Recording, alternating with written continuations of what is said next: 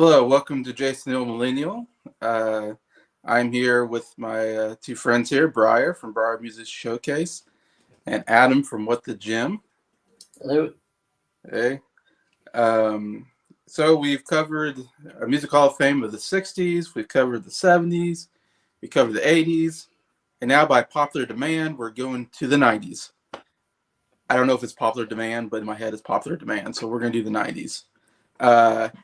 Now, I remember the 90s. I grew up in the 90s. So I heard a lot of this music for the first time, while it was happening on the radio. Uh, Unlike Bryer and Adam here, I think. I was only in the 90s for 2 months. 2 months. Yeah, so is the 90s, this is my question. 90s to me, like, I don't think of it as old music. I think of it as still kind of new music to me. I think I'm not old. Is 90s, is that considered old music to you guys, or? I mean, not really.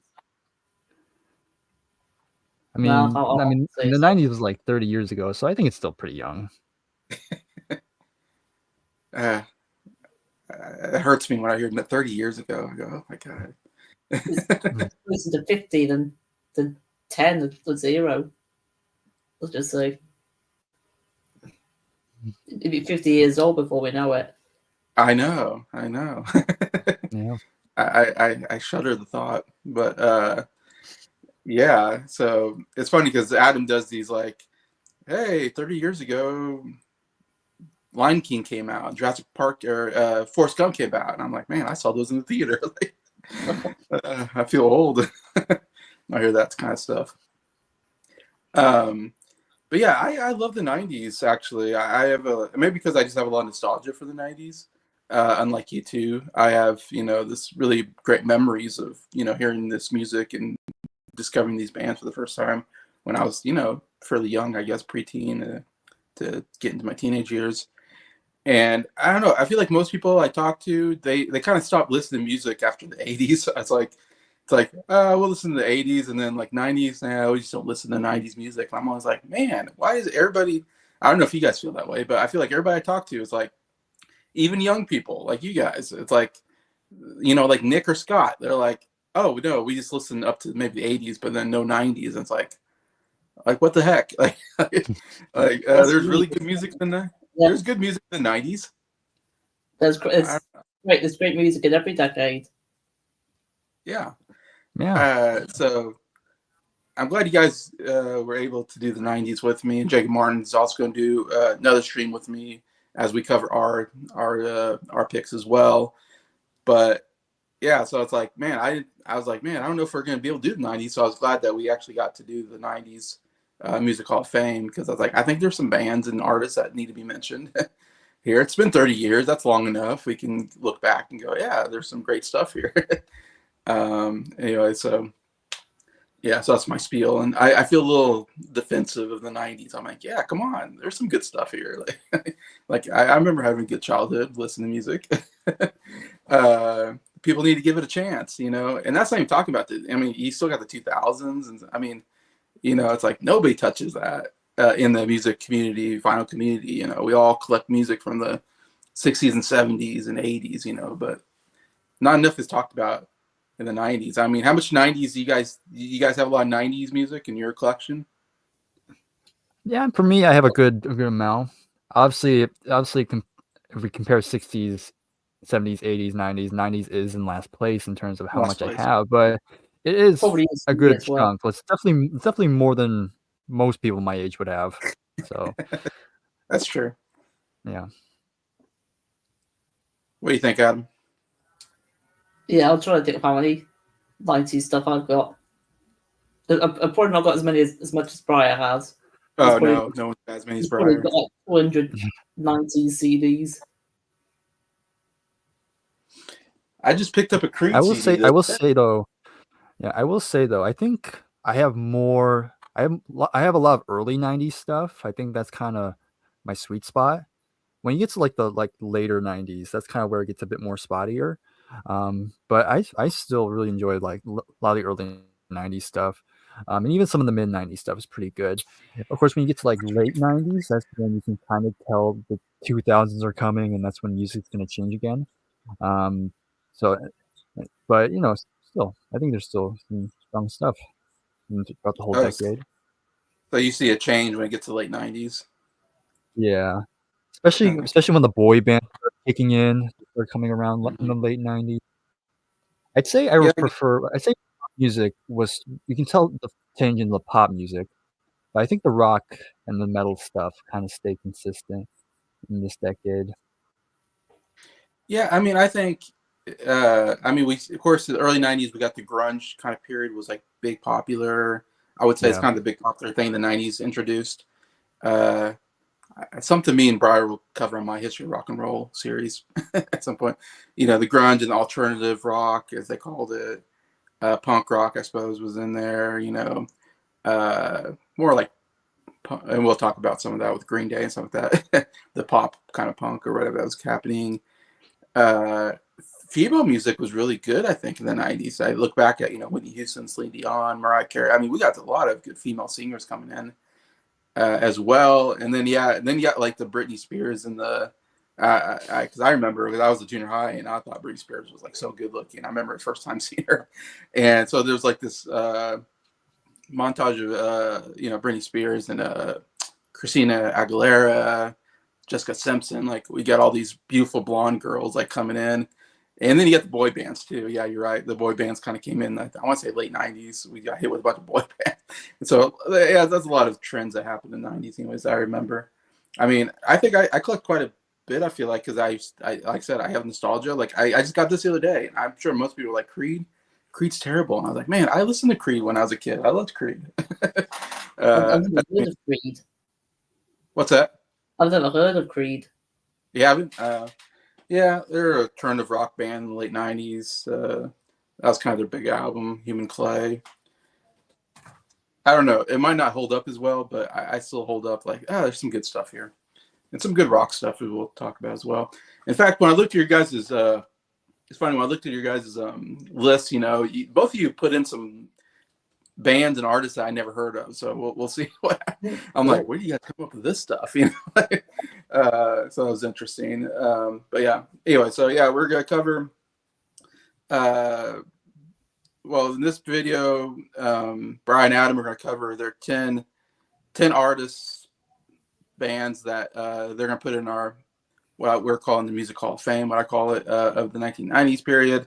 And then we got some bonus picks that could be any period that I'll also contribute. But anyway, so Bryer, do you want to start us off with your first pick for the 90s Music Hall of Fame? Yeah, sure. All right, so I'm just gonna go ahead. Let's just get this band out of the way because people know they're coming. So yeah. Nirvana. Yep. You guys enjoy my self-censor thing on the cover there. Every copy needs to have that. It is a weird picture. I feel like it did. I feel like it did get censored in some stores. It only worked when Weird Al did it. I said you had Weird Al too. Yeah. Of course, he had pants. He had some kind of Speedo, I think, on. Yeah. Well, all right, but yeah, Nirvana, of course, probably the biggest rock band of the early '90s, especially in the whole grunge scene, because they were, I mean, they were around for a little bit. They released their first album, Bleach, in 1989, so just at the very end of the '80s. But of course, the thing about Nirvana, of course, I'm going to talk about a lot of grunge here in my list. But Nirvana's kind of, it's funny how each grunge band I'm going to talk about are slightly different from each other. Of course, grunge coming from the Seattle, Washington, that's kind of where it mostly originated in. And Nirvana, they were kind of on the more punk side of grunge because that's where they started out as. And if you listen to Bleach, it's very much a punk album at its core. And a lot of the lyrics were pretty vulgar or very kind of outlandish. Trying to get shock value, trying to get attention. But then, of course, when you get to their second album, which came out in 1991, I believe, which is this one, of course. Never mind. This is when they totally blew up. Of course, their single "Smells Like Teen Spirit" was everywhere on MTV when it first came out. Biggest song in the 90s. Yeah. Oh yeah, and yeah, just kind of had that, and of course the music video just gave their iconic image. Just these kind of dirty looking like young adults, just kind of being pretty much anti-establishment, kind of look like delinquents in a sense. But it resonated with a huge crowd, and of course this album had many other singles like "In Bloom," "Come As You Are," and even other some big songs like "Something in the Way." And of course there's still some very very dark stuff, and that comes down to, of course, Kurt Cobain, of course, what many people dubbed the voice of his generation in a sense. And yeah, he kind of led the helm. But of course, this Nirvana kind of has a dark cloud over them in a sense, because of course, they released another album. They released a follow up in '93 with In Utero, which is a lot more abrasive, a lot more even darker than they ever were. Again, coming from Kurt mainly, and that kind of came to a head in '94, when, of course, the news hit that that Kurt Cobain killed himself at the age of 27. And yeah, just kind of, and it was just that moment. I think it kind of just immortalized Kurt Cobain as like this rock legend, which has happened to a lot of other rock people who die at 27. But yeah, they're just kind of the quintessential like the poster band when it comes to like the alternative grunge scene and just the rock scene in general in the 90s.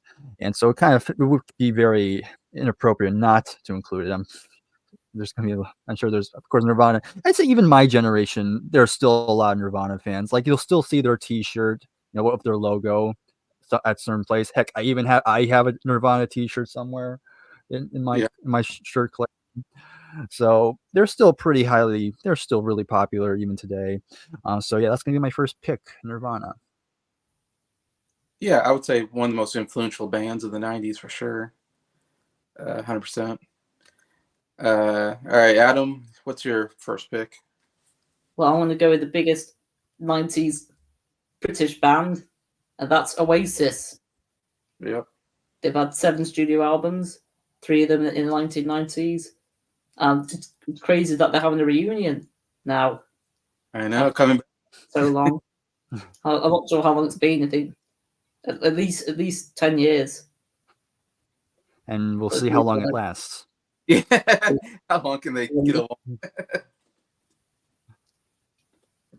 But yeah, they're massive. They're massive band, still very big today, of course. And yeah, I think they're a fantastic band in the 90s. Definitely one of my favorite bands of this time period.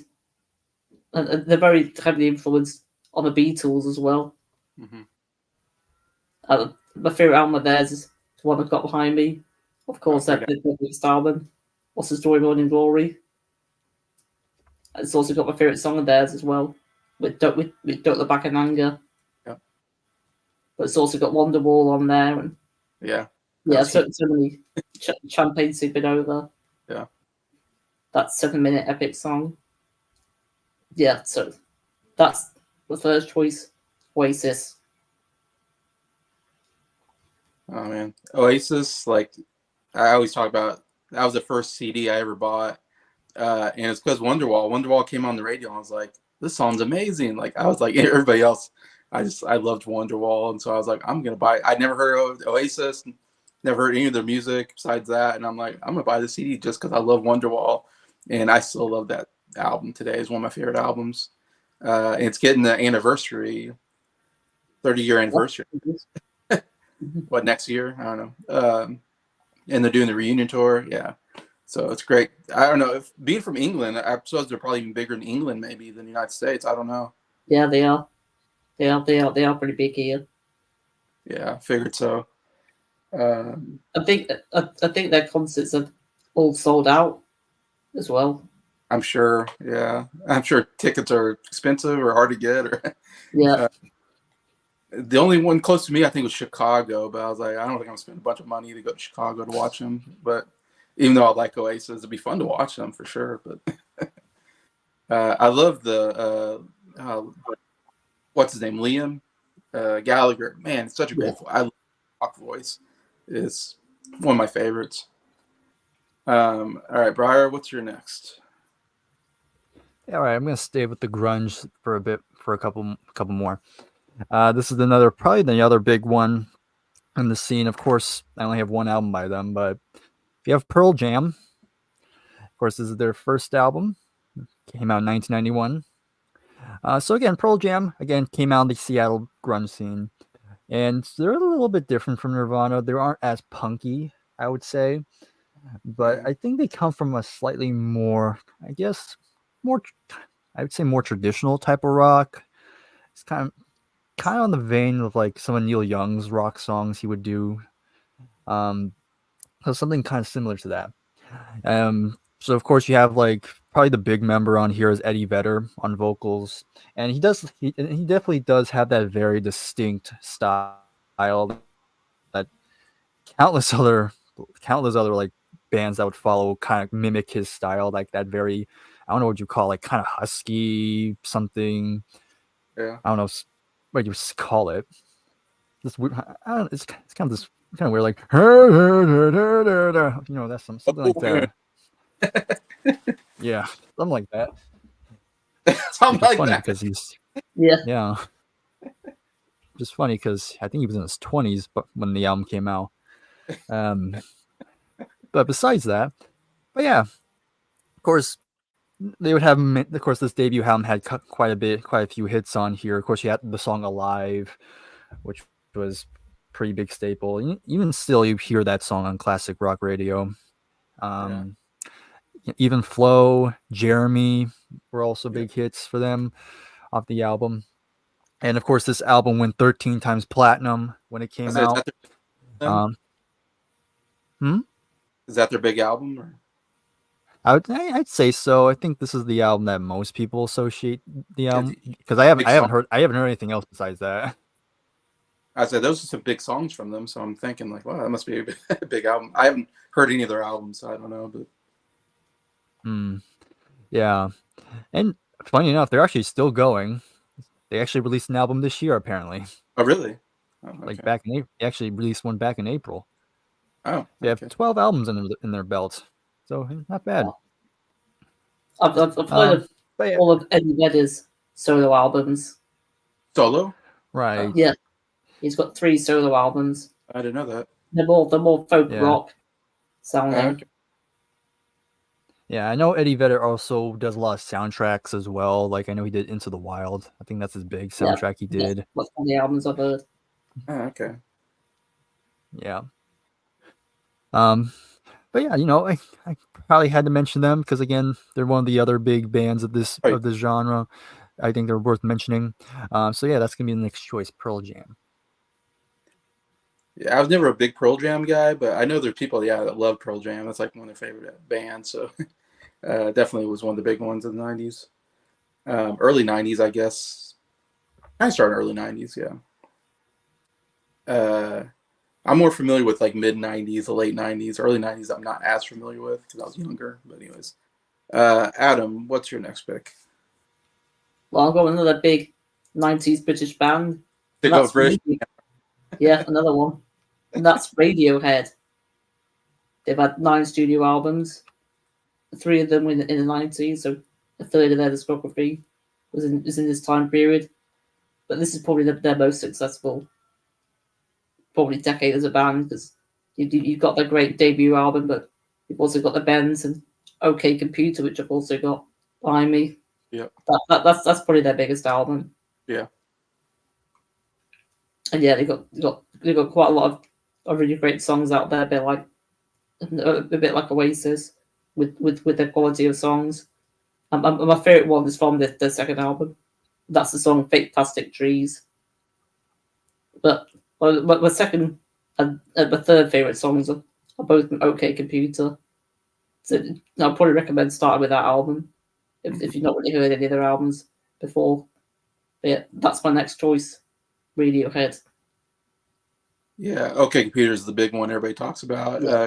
Kid A is the other one people talk about. I've not heard that one, but I've heard In Rainbows. In as Rainbow, well. yeah, I heard people talk about that. But yeah, OK Computer is the big one. Funny, I think they only have. I only know of one hit that they ever had, and that was "Creep." Yeah. And that would be my favorite song. It's the only song I really care about as far as Radiohead goes. I don't know. They weren't a commercial band, as far as I can tell. Like, their music was a little out there. I don't know. So they're not like a Radiohead band.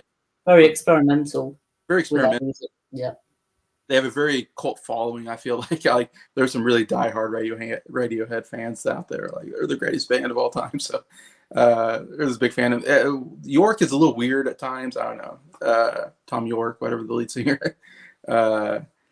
Like, "Creep" was like this big radio hit, and he wouldn't sing it in concert for a long time because he didn't like the fact that it was like a radio hit. I'm like, what? Like, how could you not like it? It's a radio hit. But yeah, now I think now he does sing it again in concert. But that song's, man, you hear that song all over the place, like in movies. Yeah. It was like in Guardians of the Galaxy 3, I think, and but yeah, definitely has to be on here. They're huge. But all right, Bryer, what's your third? All right, this will be my last kind of grunge-related band here. So we have Soundgarden up next. All right, so again, Soundgarden, of course, with Nirvana, they were more of the punky sort of grunge. Pearl Jam, kind of more traditional rocks type of grunge. Soundgarden were more on the heavy metal side of grunge. Like, they were probably the heaviest of the grunge bands. Yeah. A lot more bigger riffs, and of course bit more aggressive in terms of like delivery. And of course you have Chris Cornell, who to most people, he was probably the best singer out of all the grunge bands at the time, because he had a pretty big vocal range. You can go pretty high and pretty low if you wanted to, so he could cover quite a bit. So of course they kind of started in the late 80s. Their first album was 1988. And then released another album in 1989. But again, when they got to the 90s, 1991, yet again, we have Bad Motorfinger, which was probably their first big album in a sense.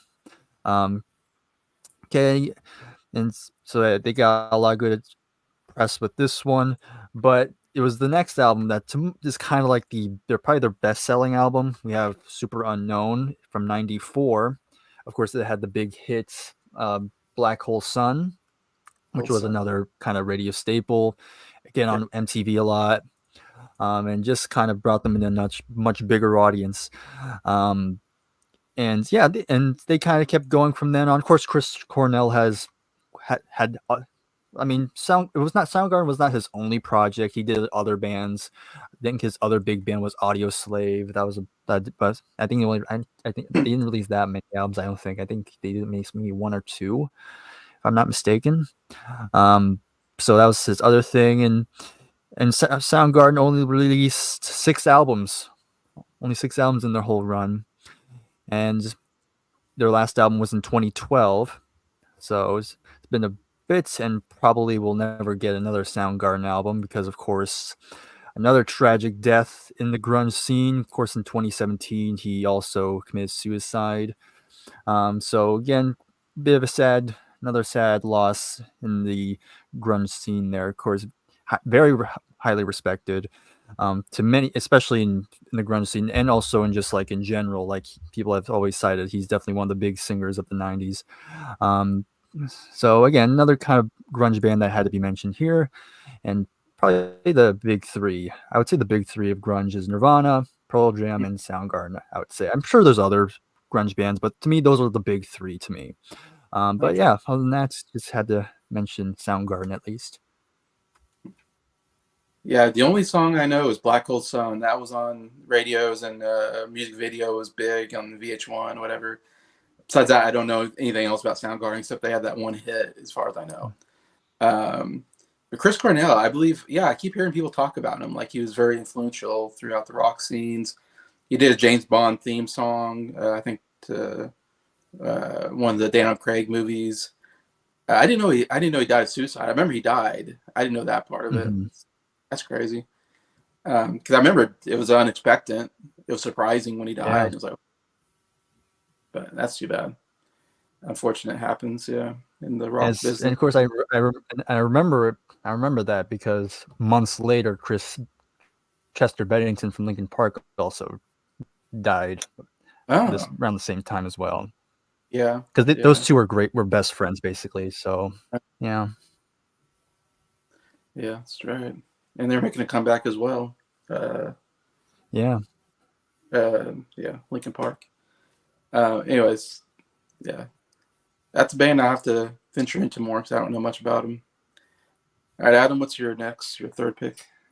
Well, I'm gonna have a break off bands and go with someone's solo material, and that's Morrissey.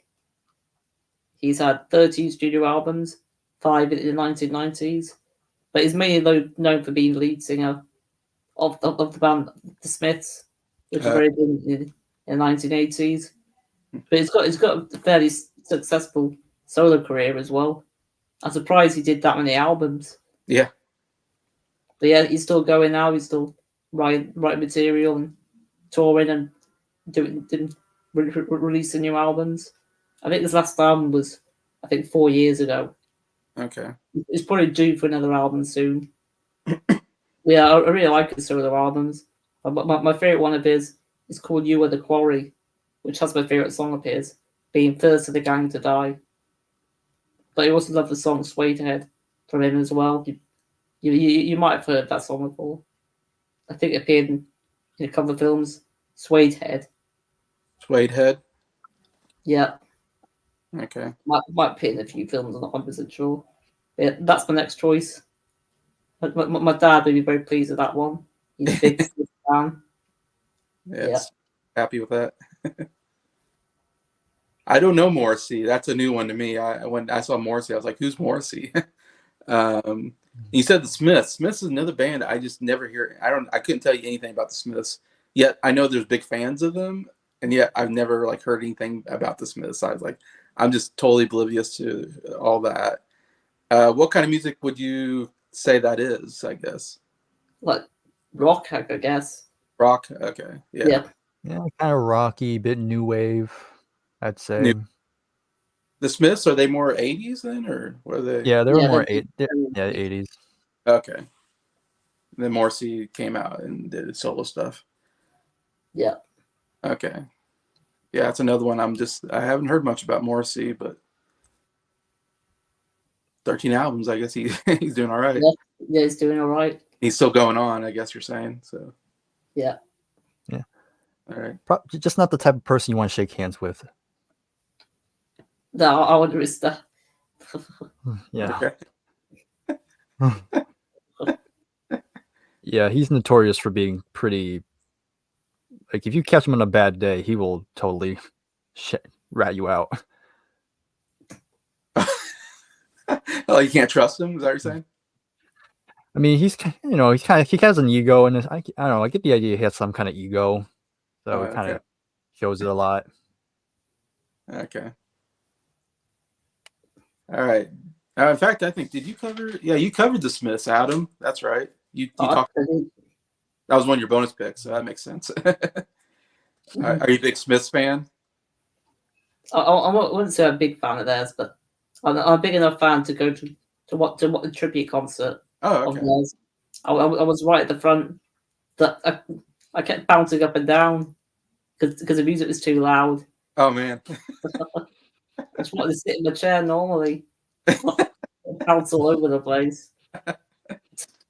Yeah. Oh man. Yeah, the concerts that can make you go deaf sometimes if you're close. It's still good though. That's cool. That's another. Yeah, I guess I need to listen to more of the Smiths at some point and figure out who they are. All right, Bryer, what's your fourth pick now? Okay, so we're gonna switch gears now. We're done with the grunge for now. Let's switch to the more traditional punk. Okay, that one being Green Day. Green Day. All right, Green Day. All right, probably one of the big punk bands of the 90s. definitely the more commercially successful one. Of course, they kind of fall into more kind of the pop punk because their punk's a lot more commercial, more radio friendly than more your like say like the Sex Pistols, for example. Yeah. But yeah, a lot more catchier melodies, more catchier choruses. So again, they released their first album in 1990, and that was called 39 Smooth, which I have not heard. And then they released a second album in 91 called Kerplunk. Interesting title. And then they finally get their big break with this, of course, the one I just held up in 94, which is Dookie, of course. Yeah. And that album had the big hit Basket Case on there, which again, pretty big song for them there. And again, I had a bunch of hits. Yeah, there were a lot more singles on there. There's also Long View, Welcome to Paradise, When I Come Around. Yeah. So yeah, 4 singles from this album. And yeah, this is probably, it's been rated one of the best punk albums, and definitely been also on many lists. It's actually in the Library of Congress, actually, this album. That's kind of impressive. All right. But yeah, so again, from that point on, it was kind of like keep going forward. Of course, the thing about Green Day is that as they kind of progressed, of course, they would experiment with different sounds. Of course, they would veer away from punk at times. Kind of skipping ahead, of course, we have Nimrod, which had another massive single on here, which was Good Riddance, Time of Our Lives, which is a more acoustic ballad in a sense. Yeah, different for them. Green Day. Wow. Yeah, but it worked well. It was that's a great song. That's probably my favorite song of theirs. I was just asking. Oh yeah. Yeah, that's a great one. But still keeping that punk side of them. And again, kept going forward. But then I think there was like they went through a slight slump in a little bit when they get to the 2000s. But eventually, in the 2004, they would make a huge comeback with the album American Idiot in 2004. Yeah. Of course, they're a punk band, so they're gonna go into the more like politically conscious sort of realm. Yeah. Of course, this album is very much talking about the Bush administration and stuff going on at the time. But again, another very successful album for them. Again, more big hit singles. Of course, you have the title track on here. Again, has that good riff. Had that good riff in the beginning, and then you have probably my favorite Green Day song, which is Boulevard of Broken Dreams. Yeah. That's a great one. Then you have Holiday, and then Wake Me Up When September Ends. Kind of another type of ballad type of track. Yeah. Jesus of Suburbia. But yeah, just another successful album for them. Another very one you're going to see on best of lists of like punk or albums of the 2000s in a sense.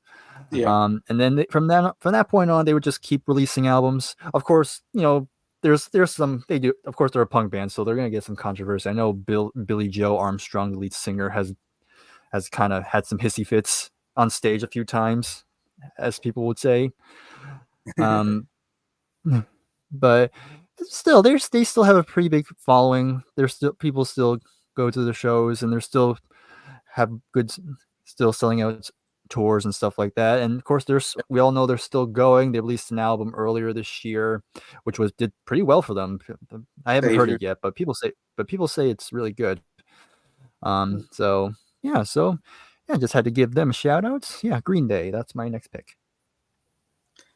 Yeah. Another big one.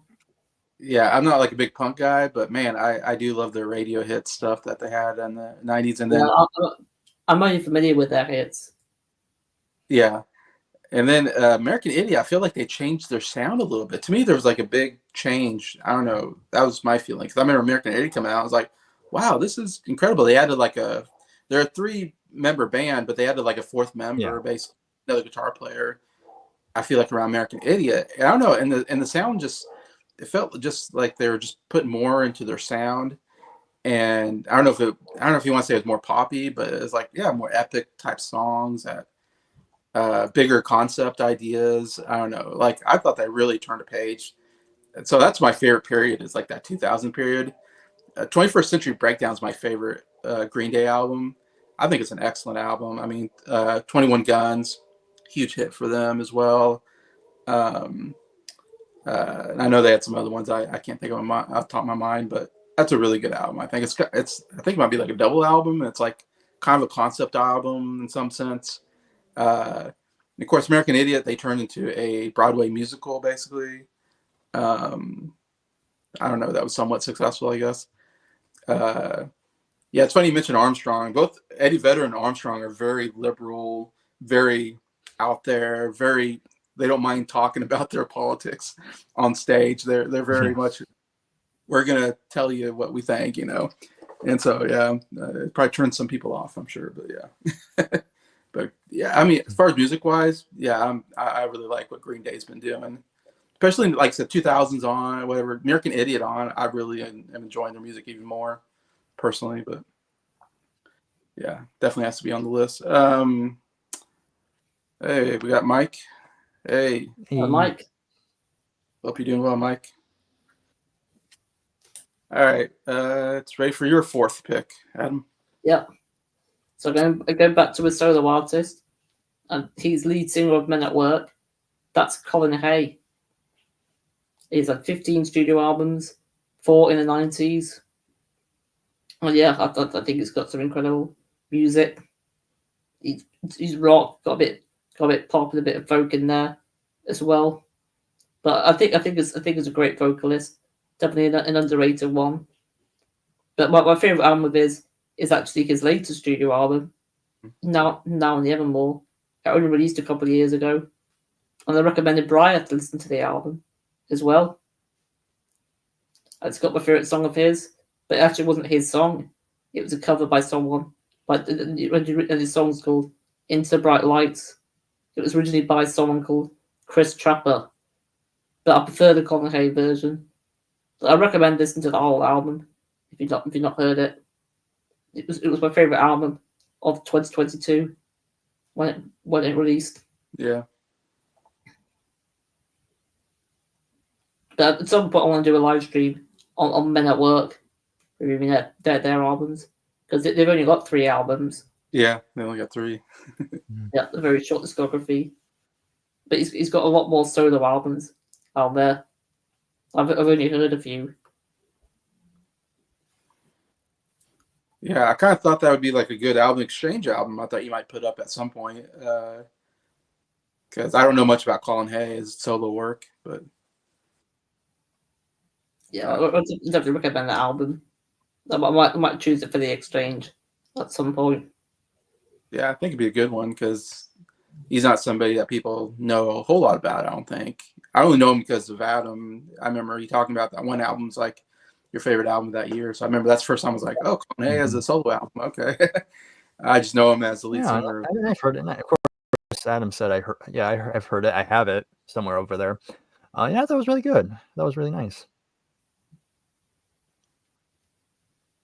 Yeah, and he's from Australia. So is actually Scottish. Oh, he's Scottish. Okay. Yeah, but he sings a song about Australia with Down Under. Yeah. Okay. Okay. I've seen him in concert. Yeah. It was just him and an acoustic guitar. Oh, that would be cool. Yeah. Was he funny too? Yeah, he was very funny. He mentioned the story about when he met Ringo Starr. Yeah. Yeah, it was a great show. Yeah, what I like about Colin Hay is I saw him with because he plays with Ringo in his Ringo All-Star Band.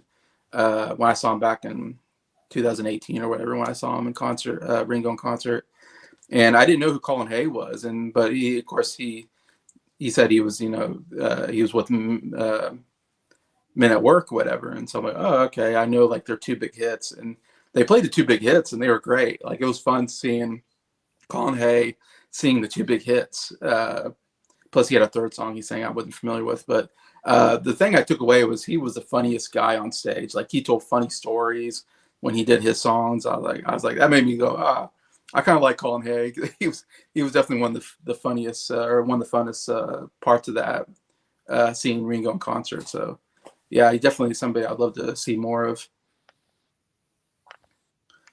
All right, Mike says he was born in 1990. Finally get to a decade I'm familiar with. Yep. I know, me and you, Mike, we remember some of the 90s. You kind of, I mean, you don't probably remember the 90s as good as me, Mike, but maybe the late 90s. I don't know. But yeah, I'm glad we got into the 90s here. He has something here, Bryer, you might be interested in, I guess.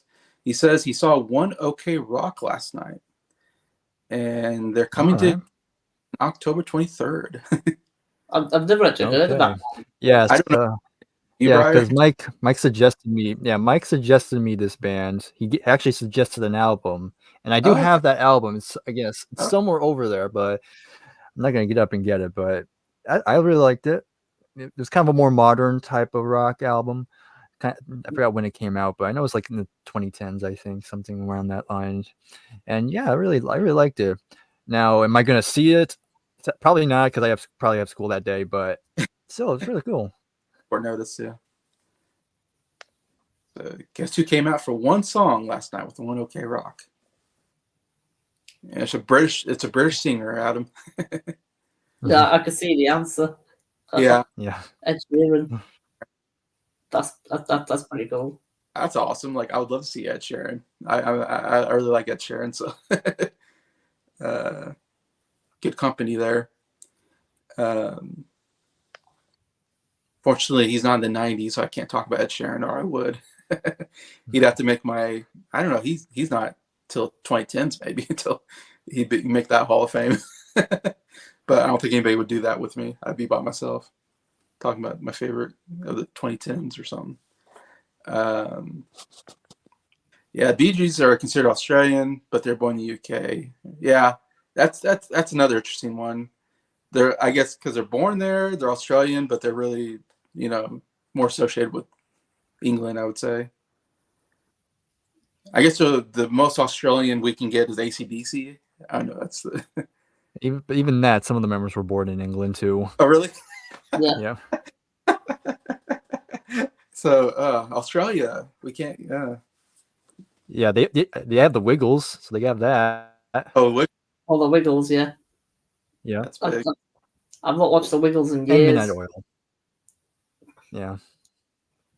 Yeah, I don't know the Wiggles really. That's probably after my time. But yeah, Australia, you need to get your stuff together. You need more Australia bands. England's beating but England beats all of us out, it feels like, when it comes to bands. I don't know why. They really knew how to do bands really well in England. Yeah. Anyways, all right. So we're back to Bryer for your fifth pick. Yeah, fifth pick. All right. So now we're gonna move on back to more kind of like, I guess, rock, in a sense, maybe alternative rock. Of course, this band is kind of going to be an interesting one because there's two sides to this band. There's people that really enjoy them, but then there's people who really don't like them at all. And that band's going to be Weezer. Okay. Yeah. Yeah, so Weezer, of course, they had that big album in the 90s, 94. Of course, this is it. This is their first album, the Blue Album, as people call it. Of course, fun fact, it was actually produced by Rick Ocasek from the Cars. Cars. Yeah. Yeah. So yeah, this was a pretty big album for them. Of course, this had the big hit Buddy Holly on it, which was another radio staple for them. And Say It Ain't So was another kind of big hits as well. Yeah. So yeah, it's kind of a good interesting blend of different genres. You have like pop, you have kind of pop punk, alternative rock, a bit of indie rock, and there's even, and according to Wikipedia, apparently they're also lumped in a genre called geek rock. I guess, sure, I guess, why not? There's a geekiness to them, yeah. Yeah. I mean, of course, you can look at them; they kind of have fit the description. Yeah. Of course, the big member on here is the lead singer and main songwriter Rivers, and I forgot how to say his last name. So I'm just gonna say Rivers for now. Okay. Yeah, I'm not gonna try it. So and to most people, this is kind of like when, I guess to some people, some people say this is where they peaked. To some, I don't know the full catalog, so I can't really judge. Yeah. But I do have one other Weezer album, and to some people, this is like the cult favorite. Of course, this is the popular favorite, but this one's kind of like the cult favorite. Is their second album, which was called Pinkerton, which is very different from the debut in a lot of ways. So Pinkerton, definitely a lot more abrasive, definitely leaning in the more punk sort of vein. And then, of course, you have lyrically, it's a lot darker as well, because I think Rivers was going through some like internal struggles at that time. So he's kind of pouring all that into here. And of course, when this album came out, it sold poorly, did not really sell that well. And that kind of put Rivers in a bigger depression. And so there would actually be a time after this album came out, there'll be a kind of a break in between until they get to their next album. Because I can't remember exactly, but I think Rivers went back to college. He became a professor or he was just a student. I can't remember which one, but I know he went back to school. And then during that time, he finally gained the courage to return. And their next album in 2001, which I don't have, but it's the Green Album, which is kind of this album, but with a green cover, basically. And that's going to be a trend. A lot of their album covers are named after a color. Yeah. So something like that. So yeah, they released the Green Album. And then from that on, they were kind of released more consistently throughout the years. And even their last album was in 2021, which was just a Van Halen cover album, basically. So that's something. But Weezer they kind of have that. Yeah, they always, Weezer have that reputation because, especially if you talk about them, like again, they've had a very hit or miss kind of discography where there's gonna be some albums that are like, okay, that's actually kind of decent, but then other albums people are like, oh my god, what the heck are they thinking? Oh really? Yeah, it's kind of one of those types of bands, but they do have fans here, and they're still pretty popular. And they'll still pop up every now and then.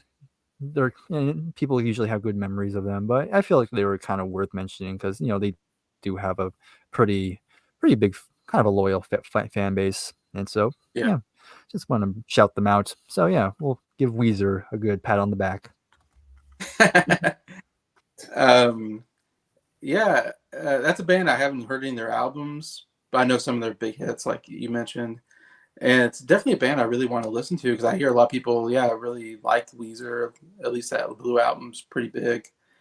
Norn Rad from Norn Rad '89, he bought that Blue album on vinyl because he's been buying vinyl recently, and he showed that off on a video, and he was really into it. And I was like, yeah, I really need to get into Weezer at some point. It's one of those blind spots I need to get. And they're a band that I hear every once in a while. I'll hear something, I go, it's usually cover songs. I'll hear like, oh, Weezer did a cover of this or something. Oh yeah. Yeah, I know that. I know their cover of Toto's Africa was got big. Yeah, that was like a big thing. They had Weird Al in the music video. Oh really? Yeah. I want to say that it was like in a movie, maybe. I might be wrong about that. But yeah, I know they also did a cover. I know they were in the Cars 2 soundtrack. Which song? Okay. I think they sung a cover of "I Might Think" by the Cars. Okay, makes sense. And then they were also in Frozen 2. Yep, I was gonna say the soundtrack. They're on the soundtrack. They cover one of the songs in the movie. Yeah. I think the Christoph song. Yeah, it's the Christoph song. Where he's lost in the woods or whatever. Which is a pretty good song. I like that song. So. Do you know Weezer very much, Adam? I've heard of them. I think I've already heard one of their songs, which was Buddy Holly. Yeah, I like Buddy Holly. That's a nice catchy song. Uh, yeah, Beatles popularized the color album titles with their White Album, but officially titled, yeah, it's not really the White Album, but it will forever be the White Album to all of everybody. I want to say Metallica had like a Black Album or something like that. I feel like it's been done quite a bit. The Black Album, the Blue Album. Some of the ones I've heard, they would use the color. In fact, the Beatles, they have a Red Album and a Blue Album as well. I guess their greatest hits are referred to the colors as well. So yeah, Beatles really kind of took that on. People love using colors just as almost like a nickname of the album, because that's the album cover. Anyways, all right, Adam, your fifth pick, right? Yeah. But this is one of the choices I actually changed last minute. Oh, okay. Before recording this. And I recently saw him in concert, and that's the singer Lloyd Cole. He's had 12 studio albums, 4 of them in the 90s, so a third of his discography. And he's a rock singer-songwriter. And he's got a few albums with his band, the Commotions, but he's got a lot more albums with his solo material. Okay. But I think he's probably best known for his stuff with the Commotions. His debut album with them released today.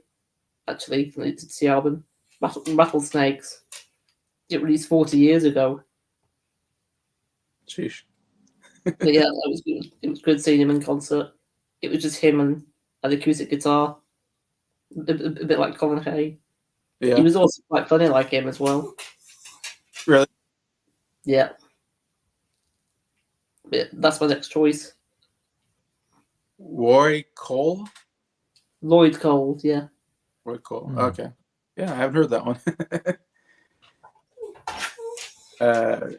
Because he had Steve Earle on here. Is that the one that you replaced? Yeah. Yeah. Because I've not heard any Steve Earle album yet. Steve Earle is either. So I've only listened to a few of his songs. all right, another one I need to check out, I guess. Colin Hay, Roy Cole, Morris. Yeah. All right. Bryer, you got your sixth pick, I believe. Yeah. All right. So if we were to go back, if we recall the 80s video, you kind of noticed, if you recall, I was basically going around the world, basically. Pretty much all my picks were from a different country. Yeah.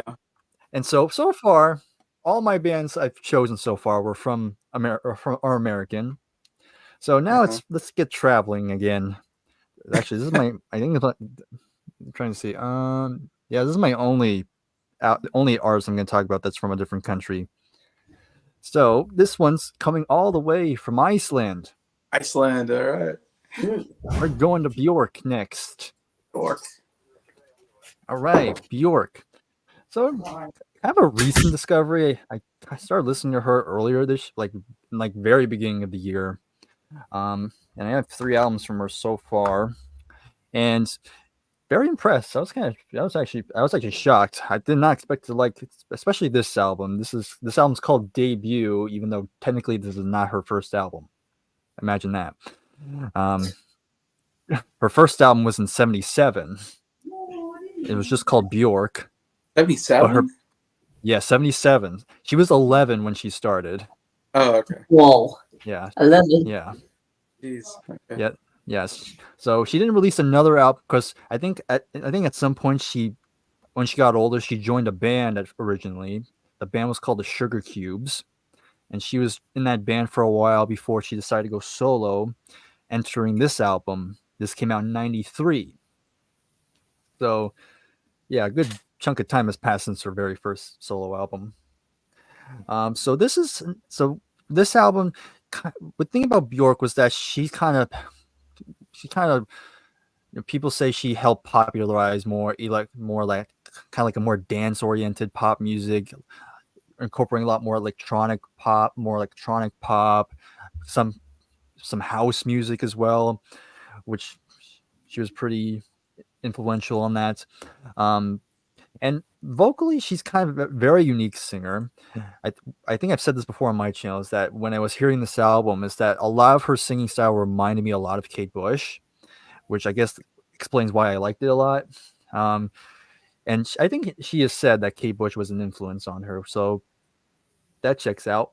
And, she would actually have some pretty big singles. She actually had some hits on her own. She had some top 10 singles in her own right throughout her career, and she has a pretty big following. So I think still this is my favorite one of hers. But I have other ones. I have her next album, which was called Post, came out in '95. Kind of a continuation from the last album. Again, kind of going more in that more electronic sound. Then I also have this one. It's called Homogenic from '97. Again, still not electronic, but now she's incorporating maybe a little bit of a hip hop, not too much hip hop, but just a tiny bit, and still on the experimental side of things. And again, that's pretty much the only three I've heard so far. But from what I've looked up, she's kind of one of those artists that's always reinventing herself, always kind of changing her style, whether at her whim, whether she feels like it. I know she has one album that is completely a cappella, that she's making every sound by herself. Okay. So that's an interesting one. I don't know how I would feel about a whole album like that, but that's a thing. And also her stage shows were also usually pretty talked about highly.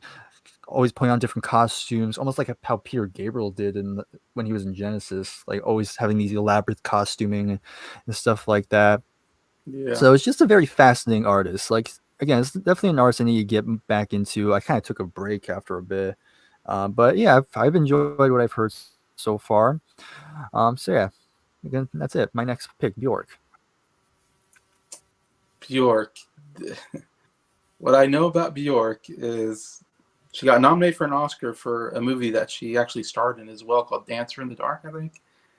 And she got nominated for Best Song. And she showed up at the Oscars in a swan dress. And it is the craziest dress I've ever seen. And she'd always be known as the lady in a swan dress. I mean, it's like, if you see anything about Bjork, it's about that swan dress that she wore. I mean, it had an actual head, like, coming out of it was wild. And ever since then, I was like, this lady is weird. Like, that's my only thought on Bjork. Is like, she seems very weird, but I don't know. She's out there experimental, I guess.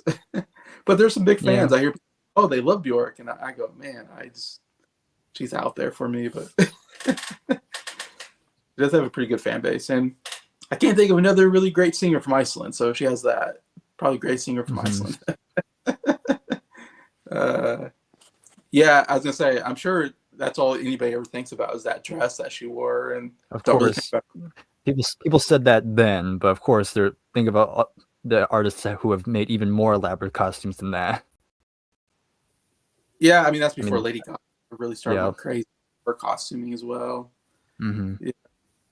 Yeah, Bjork's just not real. I would say she's not commercial. Like, she doesn't have commercial hits that I know of.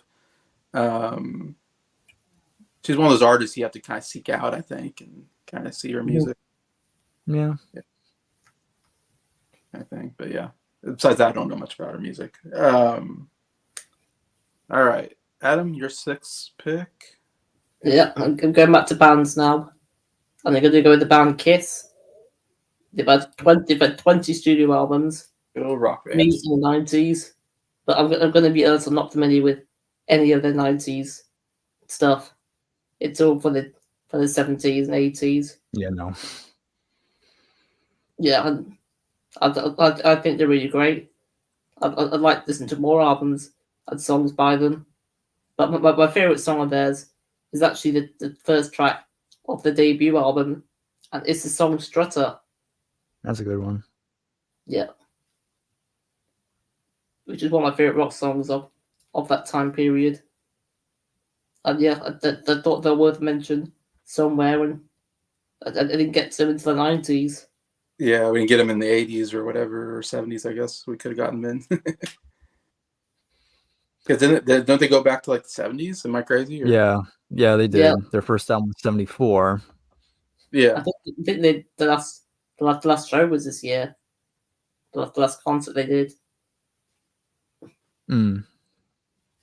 Yeah. Kiss, I'm not real familiar with their music. They're not. I don't know if they're quite my style. I don't know what you call them. Hard rock. I don't know what they are, but yeah, probably hard rock. Yeah, more hard rock. Maybe you're more familiar with them, Bryer, than. I mean, they definitely deserve a mention because I think even if you don't know the music, you know the look. You know their look. Yeah, I'd say based on their look, iconic. The most unique band as far as look wise. They even did a Scooby Doo movie. Yeah, they did. That too. Scooby Doo likes them. I mostly know them for that crazy makeup that they do at the shows, and the main one, I think it's a bass player. He's kind of the main. Yeah, Gene Simmons. Yeah. He's probably the most well-known one. He does the tongue thing. He's got a really long tongue. Yep. Really long tongue, and like even blood. I think there's like blood on him. Yeah, it's big. Yeah, like fake blood. You know. Fake blood. So I feel perfect for the Halloween season. Yeah. Oh yeah. Right. Oh yeah. I feel they're definitely a popular Halloween costume. Oh yeah. I feel like they're less known for their music and more for just their antics on stage, kind of thing. Yeah, to an extent. I would bet that their concerts were like probably pretty fun if you're into that. Yeah. Their stage presence and everything probably was pretty fun. I'd say there's one song I know of that's on the radio. I'm gonna rock and roll all night. Yeah. Party every day, which I think is a really nice, catchy rock song. I like that song. I can't help but sing along to that one. Besides that, I don't know if I know any of their other music. Detroit Rock City, I think, is something. Cause there's a Detroit. Yeah, that's another Beth. That was another big hit for them. That was more of a ballad. Rock City, so that's how I know there's a song called.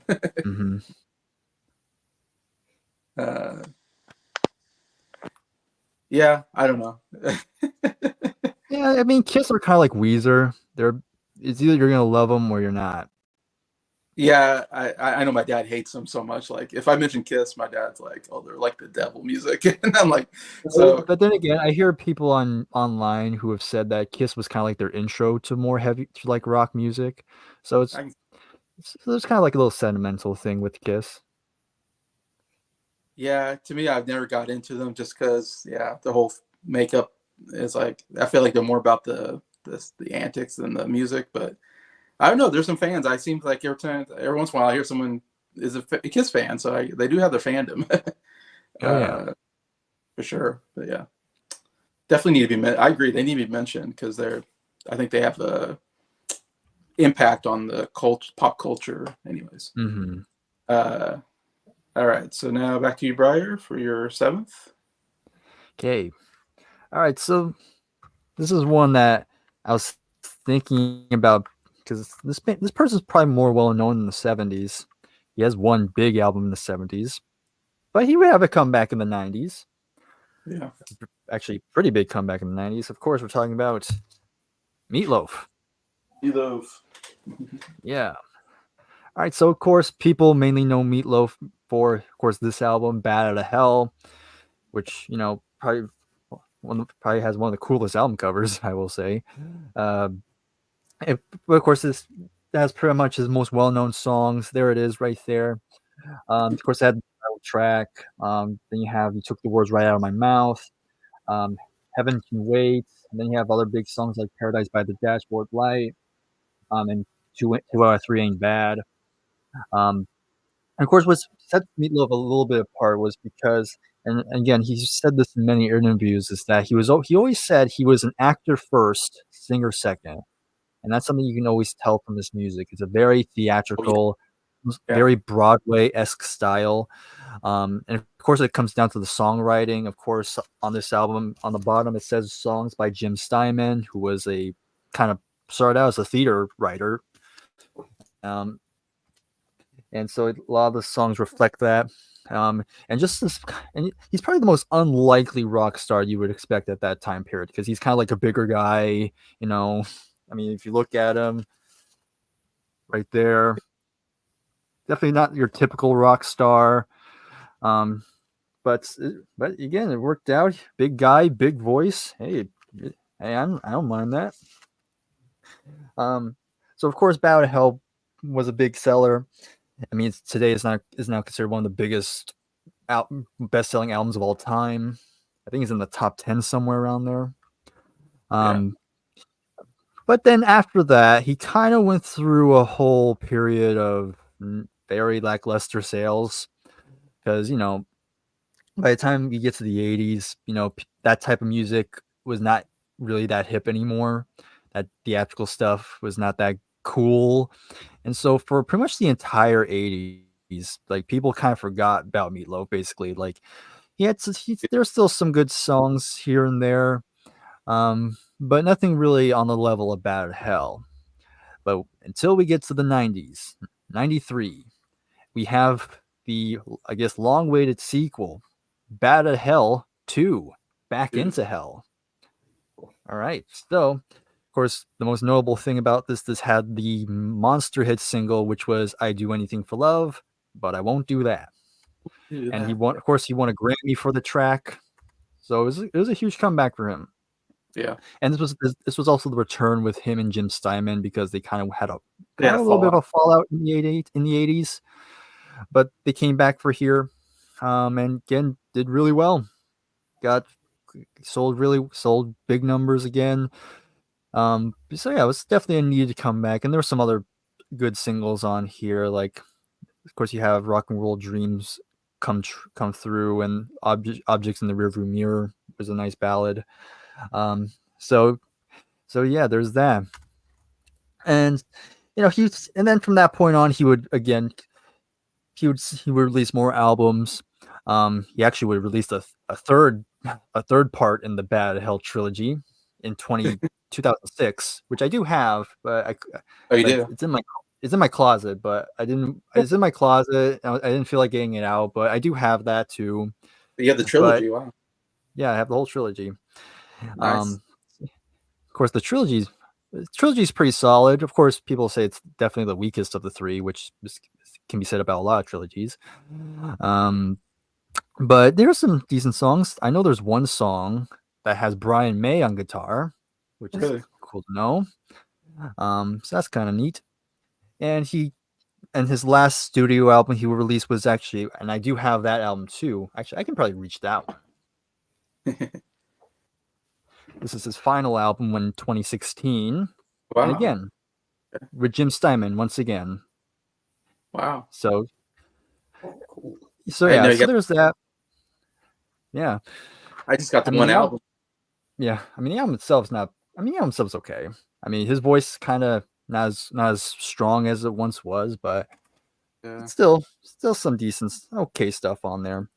And of course it's kind of a sad thing to note is that of course Meatloaf would pass away in 2022 at the age of 74.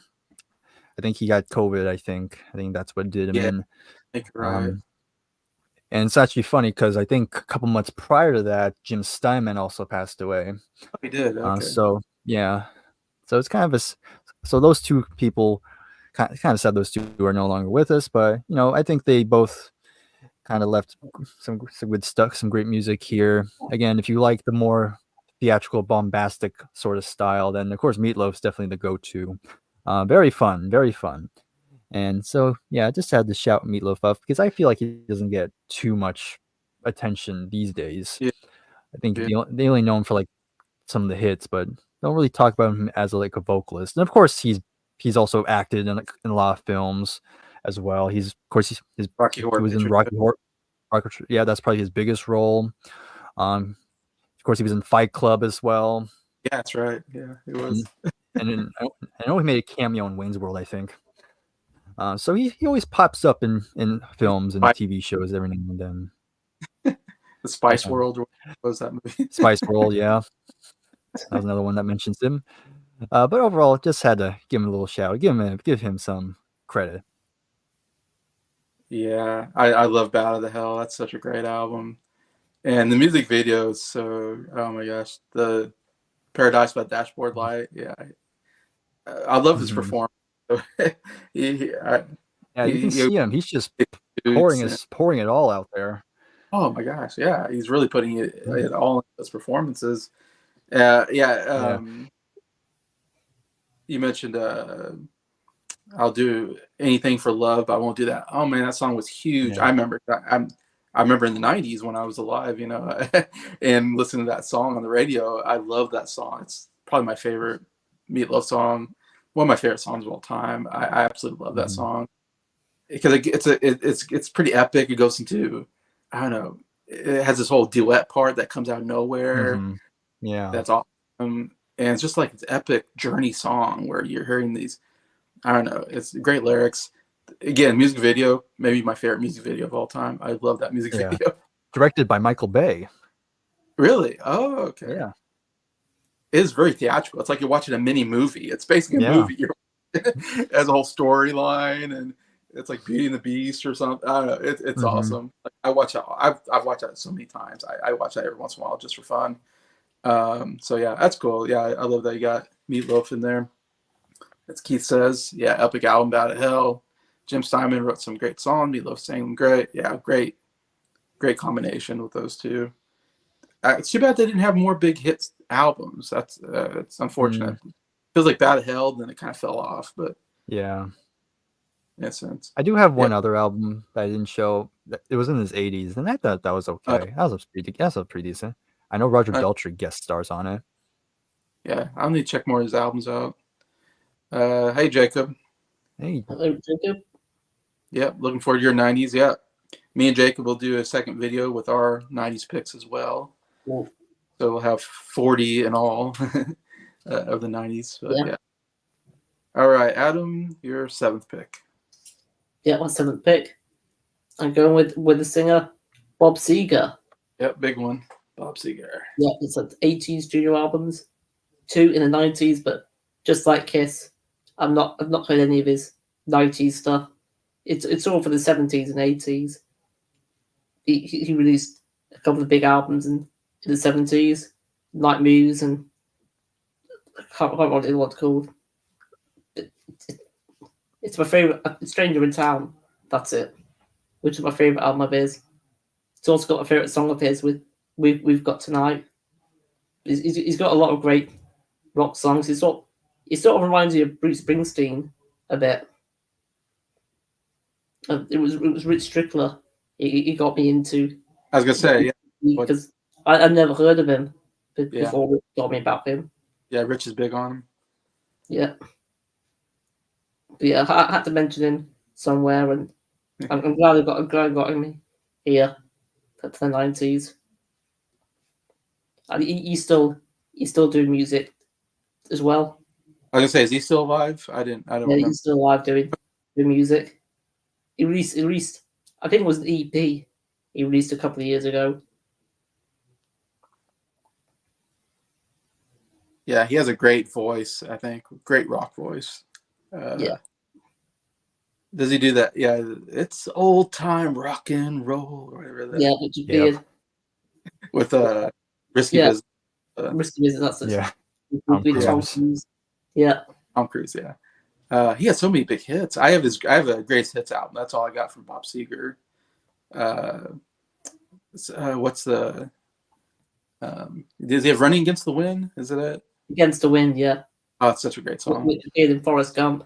Yep, as in Forrest Gump when he's riding. That would have been the first time I've heard Bob Seger. Oh my gosh, that's a great sequence. Him running against the wind. Yeah, such a great song. He has tons of hits. I mean, he's a big name. I haven't really heard his albums. I just have his greatest hits, like I said. So, yeah, I'd like to hear more of him.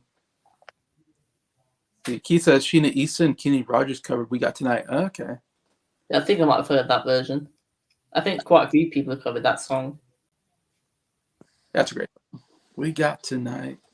Oh yeah, why don't you say? Yeah, good stuff. "Turn the Page" is really great. I think Metallica did a version of that, and They did. that's a version I heard all the time was the Metallica version, and I was like, oh, I thought they originated, and I was like, oh no, Bob Seger did. I didn't know that. That's a great song. Yeah, definitely deserves in here. Mm-hmm. All right, number 8 for you, and I'm guessing you're going to. I don't know these bands, so I'm guessing you're going to heavy metal. That's my guess. Yep, that's Is the what the rest of these are going to be. Yep, gotta save the heaviest stuff for last. All right, first one I'll show. Gonna be a little band coming from New York originally. Okay, we're gonna go talk about a band called Dream Theater. So Dream Theater they're a metal band, but they fall in the genre known as progressive metal, which is basically what you get when you combine heavy metal and progressive rock. Okay. That's pretty much it. It's just progressive elements, but with much heavier, much more guitar driven, and there's keyboards as well. But the songs, a lot more complex, bit more complex arrangements, very intricate songwriting, and potentially have some kind of like big sound, like something. I wouldn't say theatrical. I wouldn't say that far, but it's kind of borderlining on that. And Dream Theater are probably the biggest bands to come from that. Of course, they started pretty. I think they formed in the mid '80s, but they didn't release an album until '89. But of course, their debut is a bit different from. They weren't really progressive on their debut very much. It was kind of your typical heavy metal, like late '80s, like heavy rock album. But it's not until when you get to this album, their second album, Images and Words, which came out in '92, which kind of when to most people, that's where they really found their sound. They actually were some singles for this one, actually were played on MTV quite a bit. There was a song called Pull Me Under. That was a pretty big, that got a lot of airplay on MTV. They also released another, that's it. That's the song. I think I heard that on like rock. I feel like I played that on like one of the rock band. Yeah. Guitar Hero. Yeah. Okay, I know that song. Yeah, so that's probably their most, I guess, to like general audiences, that's probably their biggest song. Okay. But of course, again, they're a progressive metal band, so they're not really trying to get hits very much. Radio hit friendly. Yeah, not really. You picked like the two genres that aren't hit radio. Not really. But anyhow, but yeah, again, this was a pretty big seller for them. Got a lot of good reviews and got some great guitar playing. Of course, the guitar playing is John Petrucci. To most metal people, he's like one of the big names in guitar for the metal genre. Just how many complex soloing, like very quick, very fast fretting hand.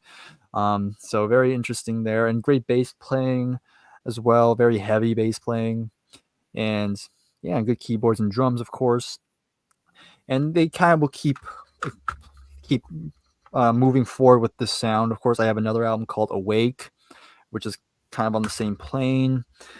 And then I have one more from them, and this might be my favorite from them.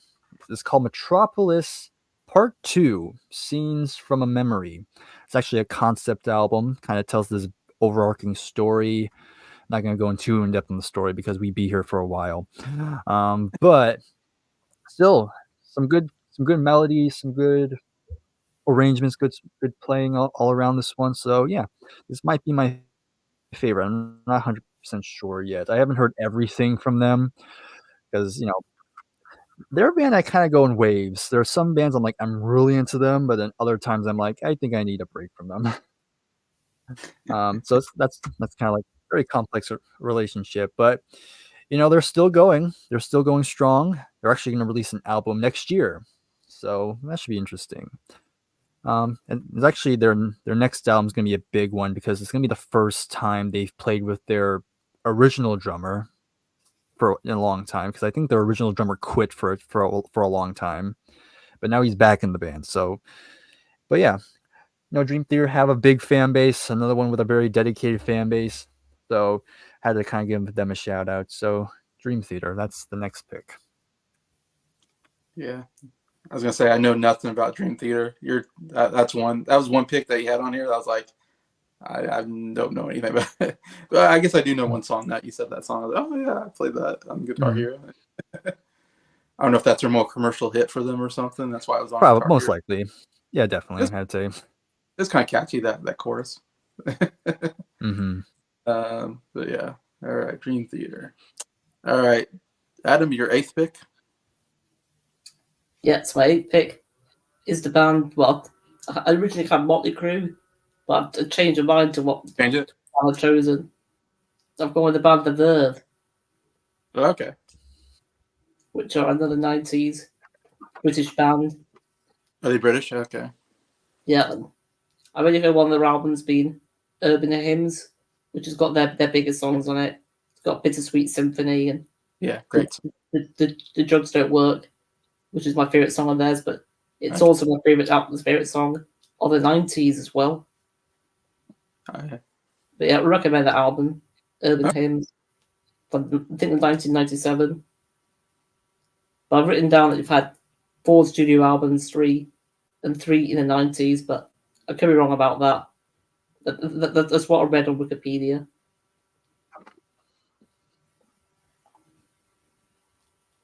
Yeah, that's my next choice. The Verve. Yeah, I just know that Bittersweet Symphony, whatever. Man, that song was huge on the radio in the 90s. Yeah.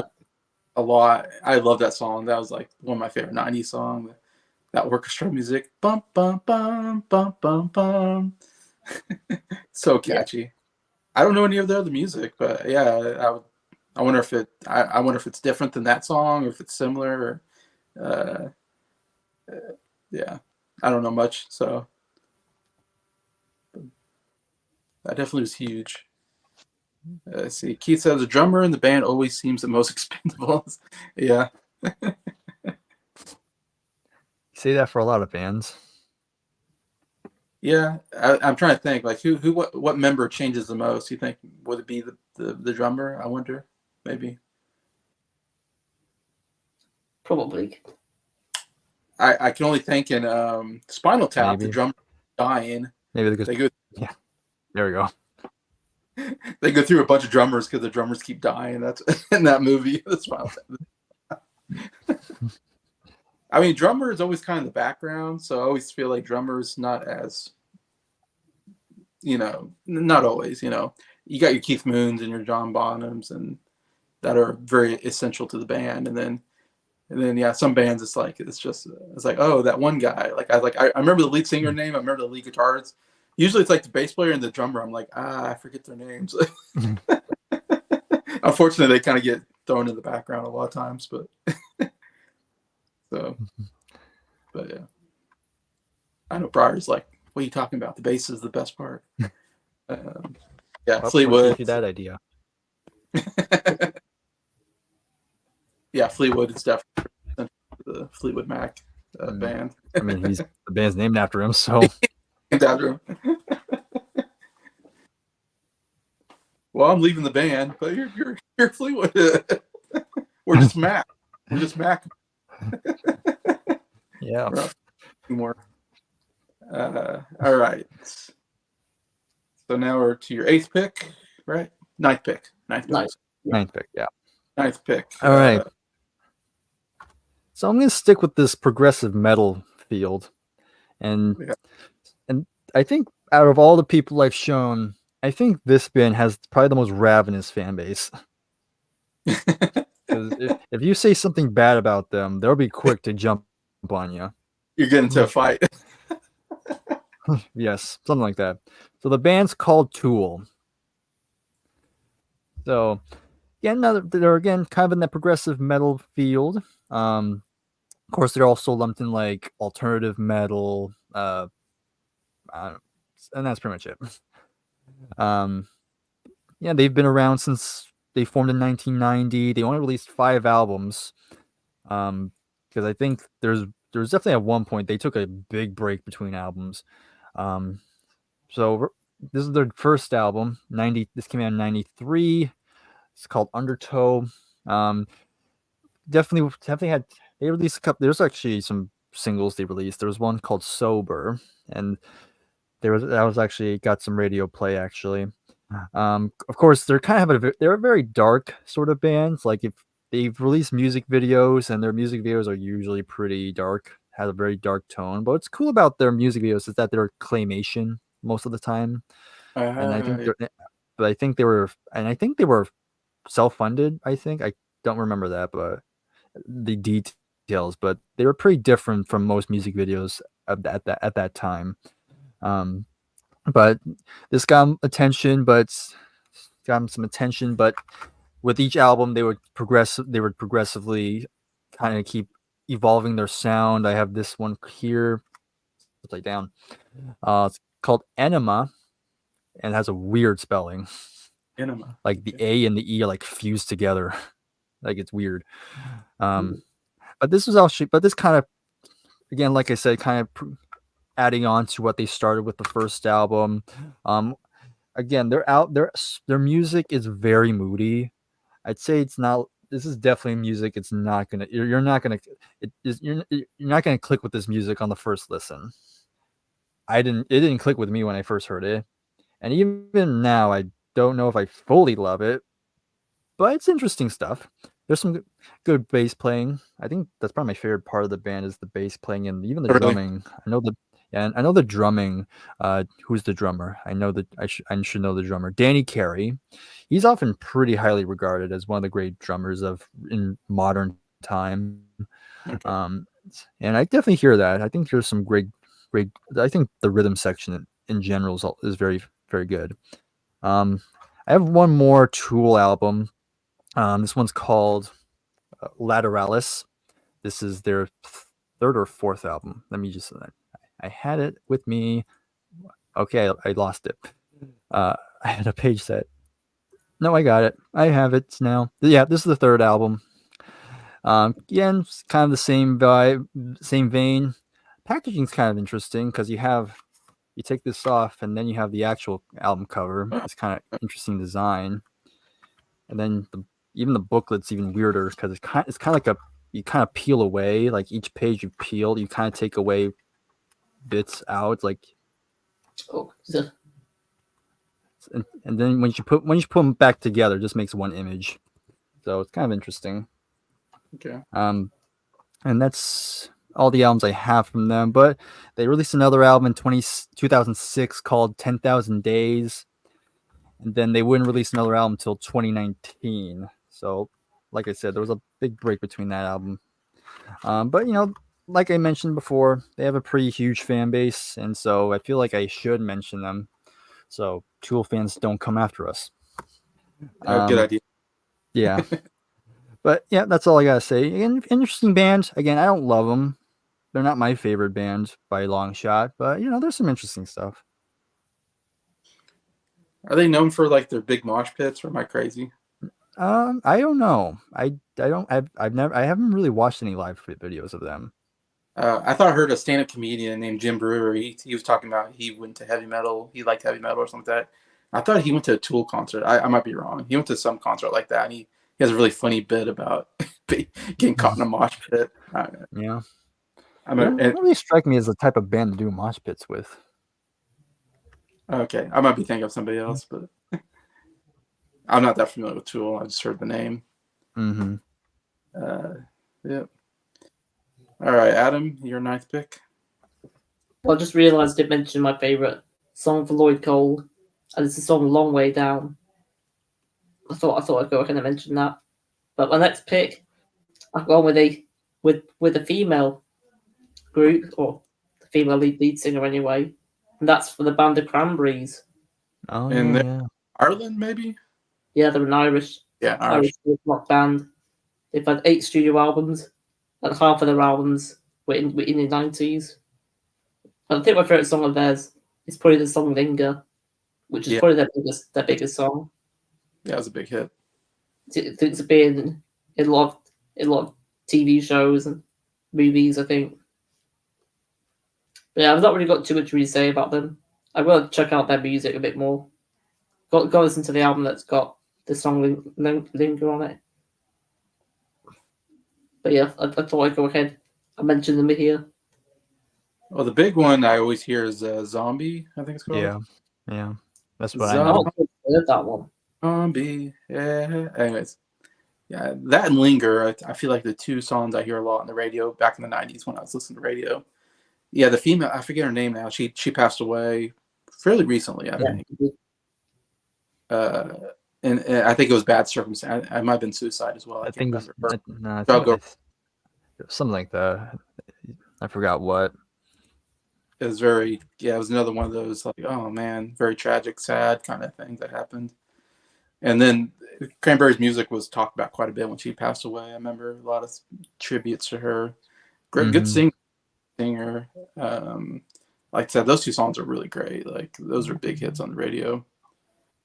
But I don't know much about their music. That's another one I'd have to venture into more of their album. But yeah, definitely worth a mention here because definitely well liked, I think, by other bands, and had a fan base and all that. But yeah. All right, Bryer, we got your 10th last pick. All right, my last pick. Maybe the greatest rock name of all time. Oh yeah, it's definitely up there, especially in the metal scene. So in the 80s, of course, I brought up Metallica. And in terms of thrash, they're the big band. But when we talk about thrash metal, this band's often second place. And that band being Megadeth. Megadeth. So they started in the early mid 80s. And basically the story goes is that, of course, the big figure, like pretty much the most notable figure of the band is Dave Mustaine. He's the lead singer and one of the main guitar players. He was originally a part of Metallica. Like he was like one of the founding member, I guess, in a sense. But Dave kind of got hooked up on drugs and alcohol, and eventually the other members got sick of him and just fired him. And Dave Mustaine was really bitter about that. And so he decided to formed Megadeth just so he can try to get back in Metallica, see if he can outdo them. Okay. Wow. Yeah. So he does. I mean, it depends on how you look at it. Either he kind of did it or not. He didn't really. But when people still talk about metal bands, like again, Megadeth are one of the big names. So they're still really successful in their own right. Of course, I have their debut album right here. Sorry. So they have a similar style to Metallica? Very similar. I'd say Megadeth are kind of... So... I'd say Megadeth are a little bit more hardcore. They're kind of a bit more aggressive. I think Metallica kind of... Metallica were aggressive too, but there was just a hint of them. There's still something that you can latch onto, like a little bit more accessible than Megadeth. Okay. Which I guess is kind of why they weren't bigger than Metallica. But still, there are people who kind of like that more aggressive sound more. So I have their debut. Very solid debut.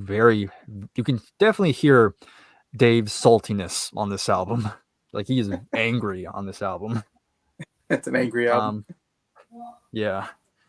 And then following that album, they would actually have a big album. Like probably their first like kind of very album that got a lot more notice was this one. It's called Peace Sells, but Who's Buying, which has the title track, which is a pretty good anthem actually. It has a good bass intro in the beginning. Very good stuff. And kind of continuing on this album kind of is more like cleaning it up. This one was a bit more raw. Here they're kind of polishing a little bit more polish on this album. And then I also have this album. This was 88. So Far, So Good, So What? It's got this weird soldier guy there. Not sure what that is. But then you have, once they get to the 90s, that's kind of when to most fans, that's kind of where they perfected their sound. So in 1990, so start of the decade, we have Rust in Peace, which to most Megadeth fans, this is like their best album.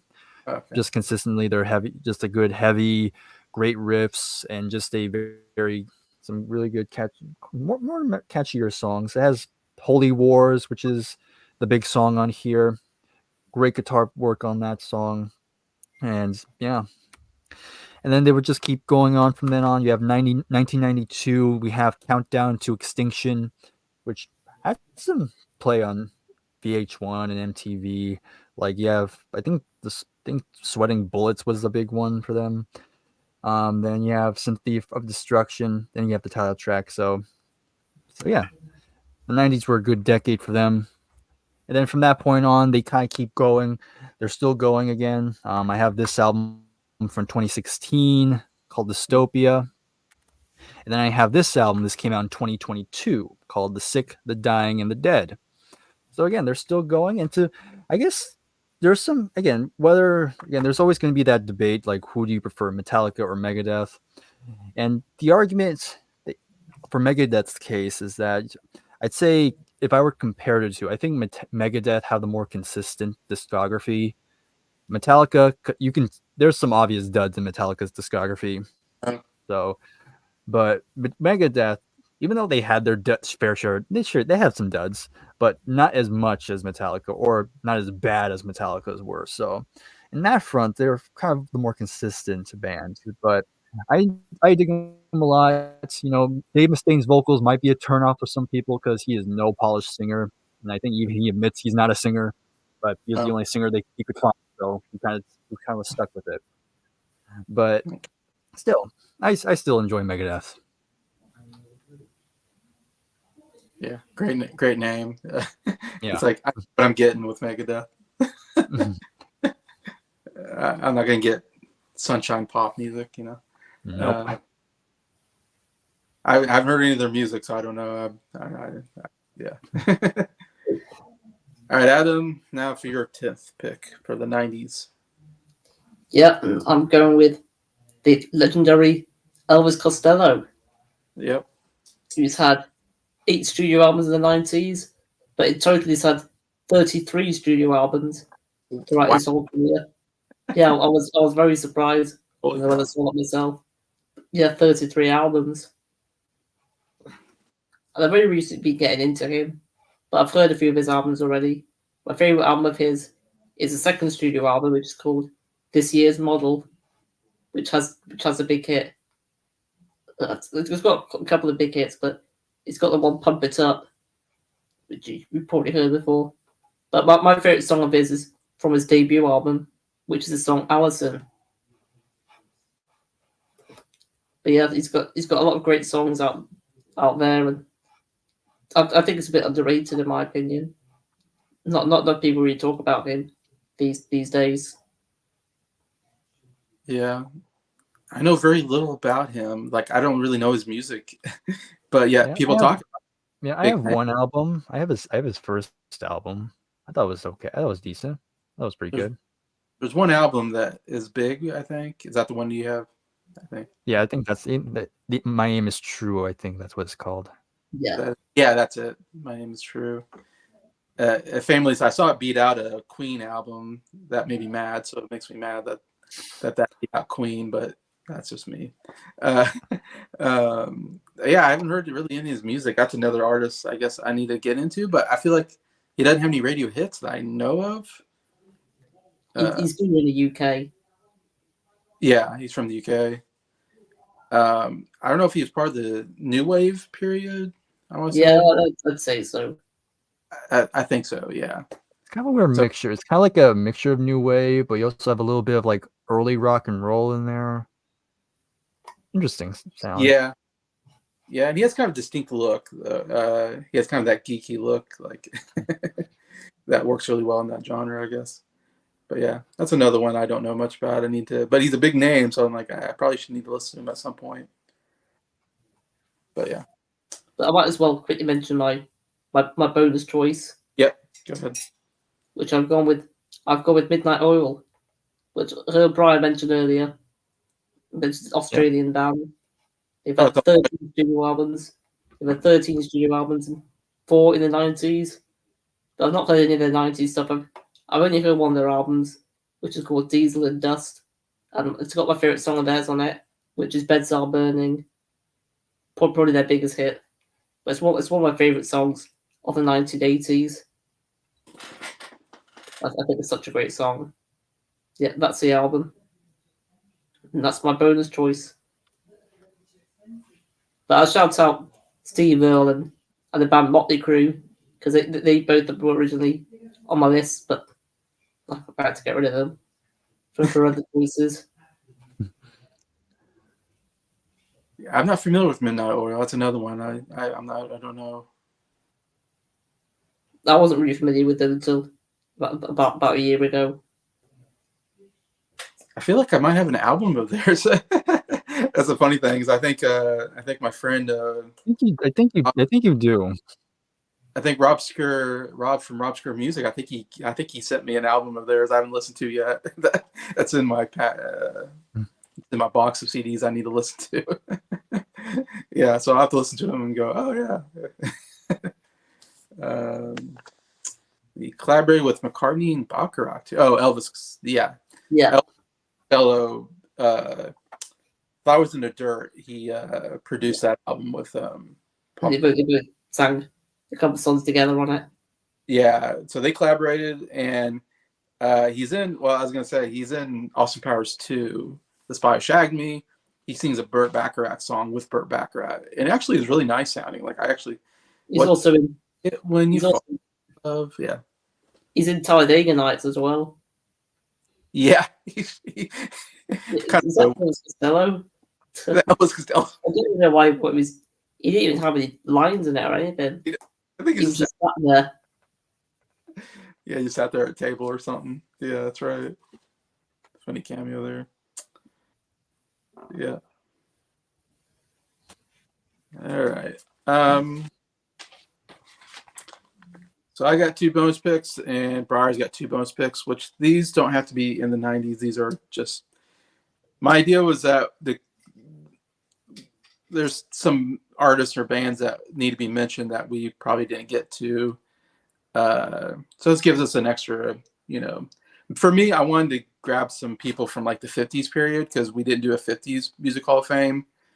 And though we covered a lot of 50 artists in our 60s Music Hall of Fame, I think Bryer, but mostly just, he kind of made sure we got all the 50s artists in.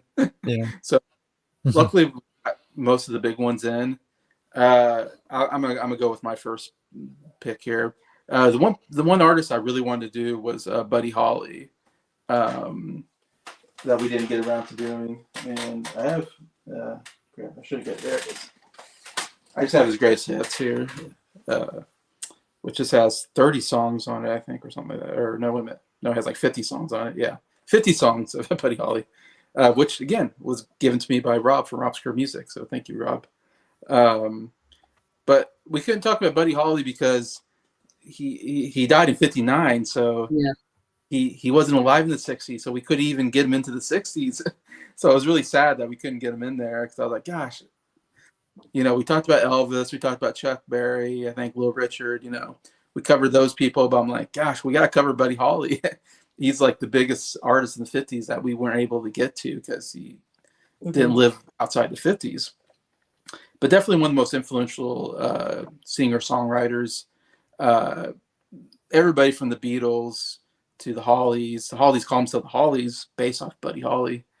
But a lot of the British rock bands that came in, the British Invasion, all talk about Buddy Holly being a big influence on their music. What's crazy is he came in like I want to say like 1957 and then died in 59. He had like maybe 2 years. In those 2 years, he made such a huge impact. And he died, of course, in that plane wreck, unfortunately. And he was only in his 20s. Like, he was so young. It's like, man, it's one of the biggest, tragics deaths we've had in rock history. We've had many, many tragics, but that's one. We even have a song kind of based on that. American Pie, basically, is based off of that plane crash and him dying on that. And also, of course, Big Bopper and Ritchie Valens as well. And so of course, the 50s, the only album I think it's worth mentioning maybe is the Chirping Crickets, which I don't have, but I want to buy that someday. It's a really good 50s album. A lot of good rock songs on there. But man, he put out so many big songs. And like I said, one of the biggest things was he actually wrote some of the songs or co-wrote some of the songs, which is wasn't, I don't think, as done as much. Like Elvis had someone write all of his songs, and I mean, Little Richard and Chuck Berry, I think maybe wrote some of their songs as well. But I know the Beatles looked at the Buddy Holly as like, hey, we let's Lennon McCartney, John Lennon, and Paul McCartney, like, how about we try writing? And it turned out to work really good for them. Because they were just a cover band, basically, the Beatles. But then I know they look at Buddy Holly's like, oh, he wrote some of his own stuff. Why don't we try writing our own stuff? And it ended up working out really, really well, being the greatest writing duo of all time. But I mean, just to name some, the real big one, "That'll Be the Day," I think was a #1 hit for him. Huge hit. You hear that a lot, but "Words of Love," of course, the Beatles covered on Beatles for Sale. "Not Fade Away." Oh my gosh, awesome song. That bump, bump, bump, bump, bump. I mean, super catchy rock riff for the 50s period. "Every Day" is my favorite song from him. I love that song. It's a little more acoustic song. Great. "Oh Boy" is great. Kind of hit for them. "Peggy Sue" was a big hit for him. Let's see. "Maybe Baby" is a great song. "Rave On" was another one. But yeah, "It's So Easy," great song. "True Love Ways." Yeah, Really, my favorite one. That's your favorite, yeah. A real kind of orchestra music, really ballad type song. More of a slow ballad, really good stuff. I'm actually going to a Buddy Holly tribute next year. Really? Yeah. I saw one this year. It was a guy called Boldy Holly. I was gonna say, you've probably seen him, haven't you? Yeah, some kind of tribute. Yeah. You've seen all good stuff. Yeah, John Lennon was deeply heartbroken. Yeah, it was I bet Paul McCartney was as well.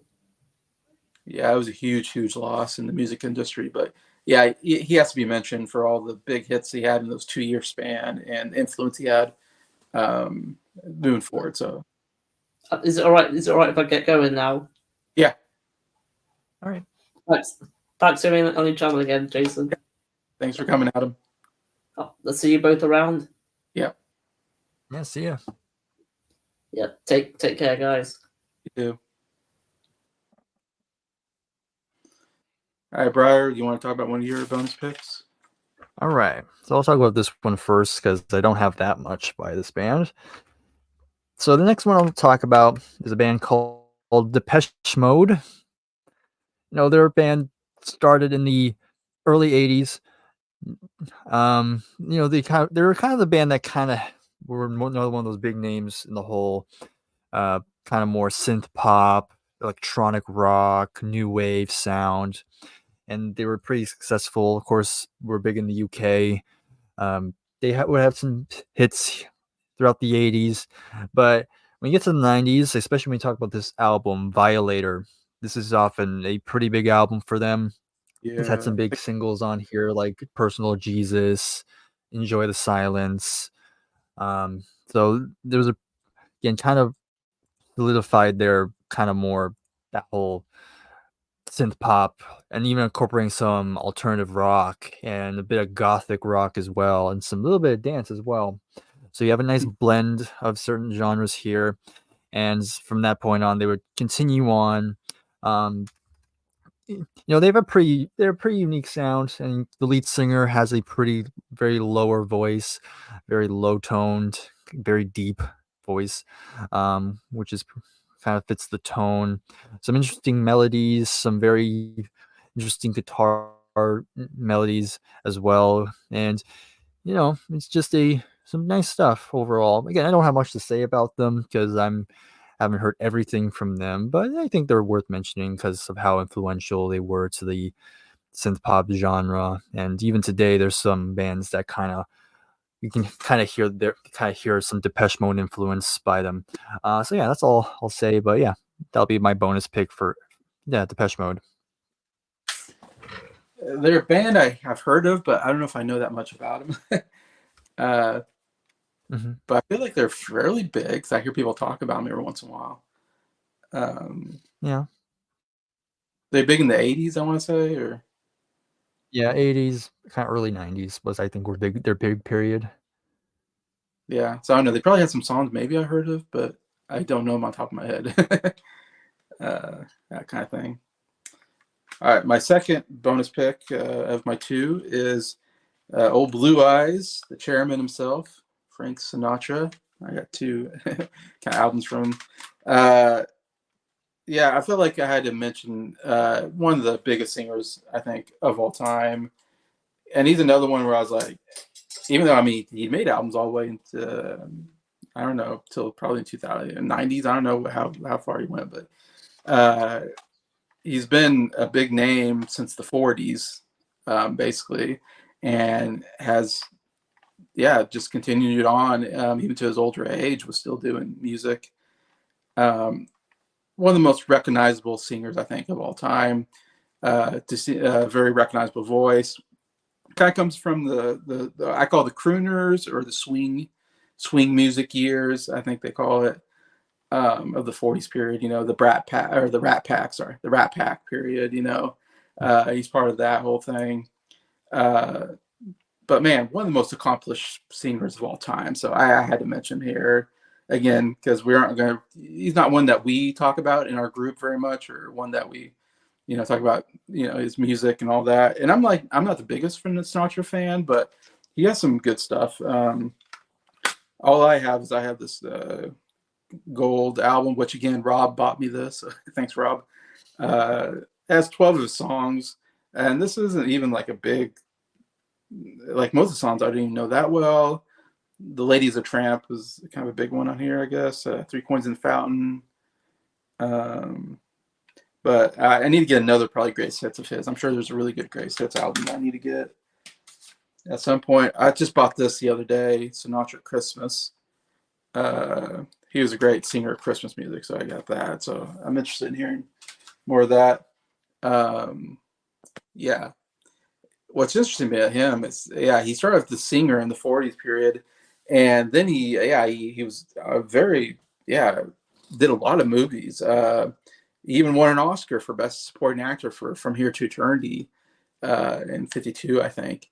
But he did a lot of musicals like Guys and Dolls, High Society, but a lot of romantic comedy stuff as well. But he also was in Manchurian Candidate, was a big movie in the '50s. So '50s period, he was huge as an actor. It's funny when you see Sinatra back in the day, he was a real skinny guy. I knew him mostly when I was, like even in the '90s or 2000s, like you would see Sinatra and he was an older guy. And so he was a little more filled out and he had the gray hair. So it's always weird when I see him as a young person. I'm like, oh yeah, I forget he was like this real skinny guy and, and all that. And, but yeah, I mean, I didn't write down a lot of stuff about him, but he did win 3 Grammys for Album of the Year back in the '60s period, which is pretty puts him in a pretty elite company, I guess. I can only think of 4 people that I think that have done that. Sinatra did in the early '60s. Then Stevie Wonder did in the early '70s. He had 3 albums that won. I think Inner Visions. Not forgetting the names, but something Finale I know was one, and then yeah, okay, I know what you're talking about now. I forgot the other one, but they're big albums. But then I put Paul Simon in that category because he won 1 with Simon Garfunkel with Bridge of Troubled Waters, and then he won 2 solo ones, so he kind of fits in there. They're not all solos, but I guess he got 1 for Simon Garfunkel. So I think that's it. Songs in Key of Life. That's what I was trying to think of. Yeah, that was the big one for Stevie Wonder. But Paul Simon also won for Still Crazy After All These Years in the '70s period, and then he won in the '80s with Graceland. So, and then recently Taylor Swift did it. So it's weird to say Taylor Swift with those other greats, but she did it. I mean, so. She has to put on that list. I think she won for 1989, Folklore and Midnights, I think, recently. So 4 people that I can think of that won. So that's pretty elite company. I mean, to say that you're one of the 4 people that have won 3 Grammys for Album of the Year, it's not done very often, very rare.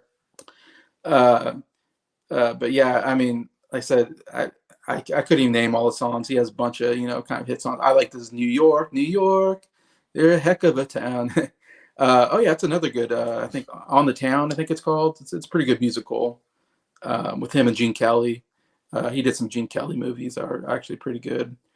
But yeah, he has some good kind of Broadway style songs like that. Um, but yeah, the other thing I remember I saw a documentary on him a couple years ago on Netflix, and I'm pretty sure the documentary said he was like maybe the only singer that had like a number one hit in 4 different decades. I think he had like a number one hit in the 40s, 50s, 60s, and then in the 70s he had his last big hit was "I Did It My Way," which I realized that came out like in '71. I think that was like a number one hit. So I think so. Again, I might be wrong, but I'm pretty sure he's like the only singer that have like number one hits in like 4 different days or something like that. So pretty incredible, when you think of that, somebody that's had that, been able to be that popular for that long. And to be honest, like I Did It My Way is probably my favorite Sinatra song. I really like that song. And it's probably maybe his most iconic song. I feel like I hear that song the most out of Sinatra. That's done in movies and commercials and yeah. Strangers in the Night. It's a good one. Yeah. Strangers in the Night. He did a duet with his daughter Nancy called Something Stupid, which was I think a number one hit as well. That was a pretty good song too. Of course, Nancy Sinatra also had a solo career as well, his daughter. But anyways, yeah, called The Chairman, the old Blue Eyes. Yeah, Frank Sinatra is my second pick here. All right, Bryer, you're going to end us on this video with your second and last bonus pick. Yeah. All right, so I know when we did the 70s, I think I put the most progressive rock bands in there. I think it's definitely the one. I know I put Yes in there. I think I put Genesis. If not, it was probably Nick, maybe. But there's one progressive rock band that I feel like I should be put in here because they're probably the other. When it comes to the prog rock, it comes down to 3 bands: Yes, Genesis, and this band right here, King Crimson. All right, so King Crimson, to some people, they are the kind of the first real progressive rock band. There are some like people who kind of experimented before them, but I think this is like to most people, this is considered like the first definitive progressive rock album. So of course we have In the Court of the Crimson King, came out in 1969. Of course, has this iconic album cover. Very iconic. And just kind of and the album itself was very different for the time.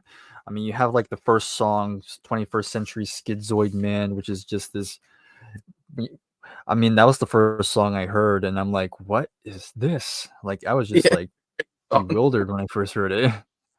Because again, you hear the vocals. The vocals have this very harsh distortion and this pretty heavy guitar riff on there. Of course, the whole album doesn't have distorted vocals. It was just that song, but it was kind of that's definitely a way to start the album. But yeah, because of course we gotta mention the main guy in the band and pretty much the only member who have stayed with the band since the beginning. Of course, that's Robert Fripp. He's the guitar player. Okay. And he pretty much is the man in charge. Pretty much everything from that point on, it usually goes down to him, his decision. He's like the big composer, I guess you can say. Almost like I equivalent him to kind of like a Miles Davis. Like he's like the Miles Davis of rock music in a sense. Yeah. Because the music blends like bit of classical, bit of jazz, and rock, of course, and just brought this great unique sound. And following the debut, of course, throughout the 70s, kind of the early 70s, they would continue on building on them. I don't have everything from their 70s, but stuff like the next album, In the Wake of Poseidon. There's another album called Islands. But then you have albums like, hold on a sec, there's one I forgot to pull out. Actually, 2 I forgot to pull out. Of course, you have albums like Lark's Tongue's Aspics from '73 was another big album for them. This is usually people say this is another one of their big. Probably again has a heavy guitar use to it. Again, very unique vocal style, very unique vocals here. And that's another thing about King Crimson that's worth mentioning is that they've had tons of lineup changes. Like it's pretty much a revolving door on people coming and going. But Robert Fripp's the only one who is stuck with it the whole time. I also have this album, Starless and Bible Black. And then we have Red, which hold on a sec, where is it? Here it is, which just recently turned 50, just a couple weeks ago. Apparently, I don't know the date anymore.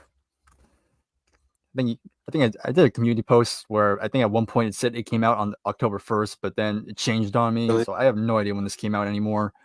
Yeah, but it turned 50 at some point in this month. Okay. But yeah, this was kind of the end of an era in a sense because Robert Fripp would actually disband after this because I think he was getting to a point where he was starting to get bored. That's another thing about Robert Fripp. He's a very interesting character. If you watch interviews with him, there's something very different about him. Very meticulous in how he kind of drives the ship. But he got to this. By the time you get to this point, he was kind of like, I think we've run our course. I think we're done here. I don't think we can do any more after this. And of course, for a long time, it seemed that way. Of course, Robert Fripp continued on. He kind of did some solo stuff. He even collaborated with David Bowie in the mid 70s as well. But then, surprisingly, to the shock of everybody, he would bring back King Crimson in the 80s. I only have one album of that, and that's Discipline. It's kind of like their comeback album, and kind of brought them gave them kind of a new start for them. And they would continue to release albums, and even into the 90s. So still fitting the 90s theme here. I have one album from the 90s called Thrack. So it's okay. Not their best album, but they're still going here. And they would continue on. I think they released their last album in 2003. That was their final album. And I think just recently, I think either last year or the year before, Robert Fripp would say, okay, King Crimson's done. I don't think we're going to do any more. And so I guess as of now, King Crimson's kind of done as of now. But we'll see what happens. Robert Fripp's always full of surprises. And that's really the big appeal with King Crimson because I would say they're a band where there's not really an album that sounds the exact same as the last. They're always kind of reinventing themselves, always trying different things, different directions, and so it kind of gives you a bit of kind of anticipation, like what are they going to do next? Okay, where's this going to go? Are we going to get something similar or something completely different? And most of the time, it's usually something completely different. So that's kind of like the big appeal.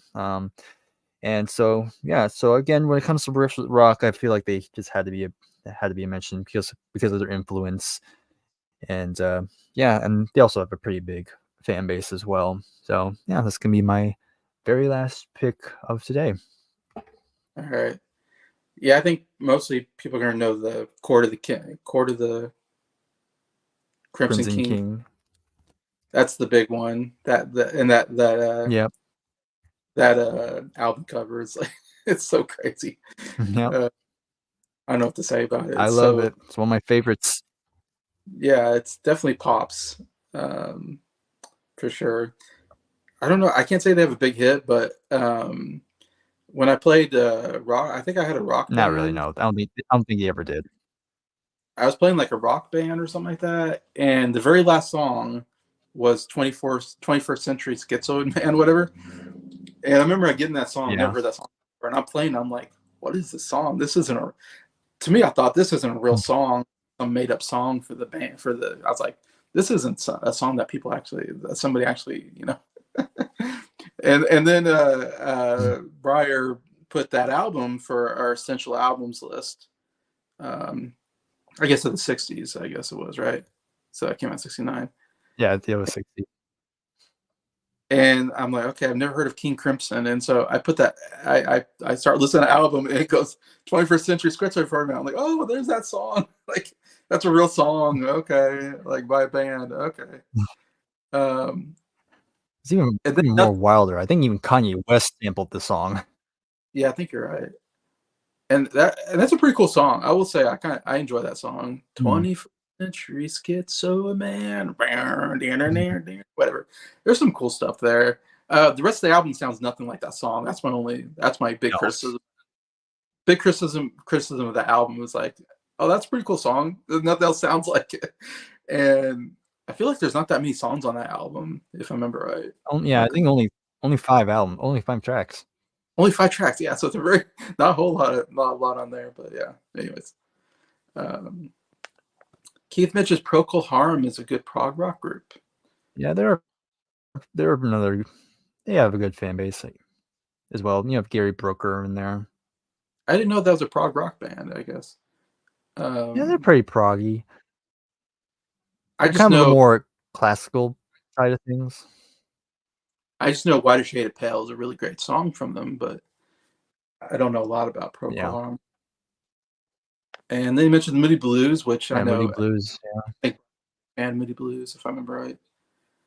Yeah. In fact, I'm sure you mentioned them. I'm sure we've had them. And yeah, no, I think me and Nick mentioned them the most. I said if somebody put them on a list, Bryer probably put it on one of our Hall of Fame lists, I would think. I think when we did the 60s essential albums, I think I put Days of Future Past in there. You did. Yep, you put that album in there. Yeah. Nights of White Satin was a big song, I think. Yeah. Yeah. It's funny. I think I've heard some of the earlier stuff, which sounds nothing like that album. I think yeah. That's kind of a experimental album, but yeah. Good stuff. Yeah, not too much to say. We covered interesting. We covered some hard rock stuff, some grunge, some heavy metal.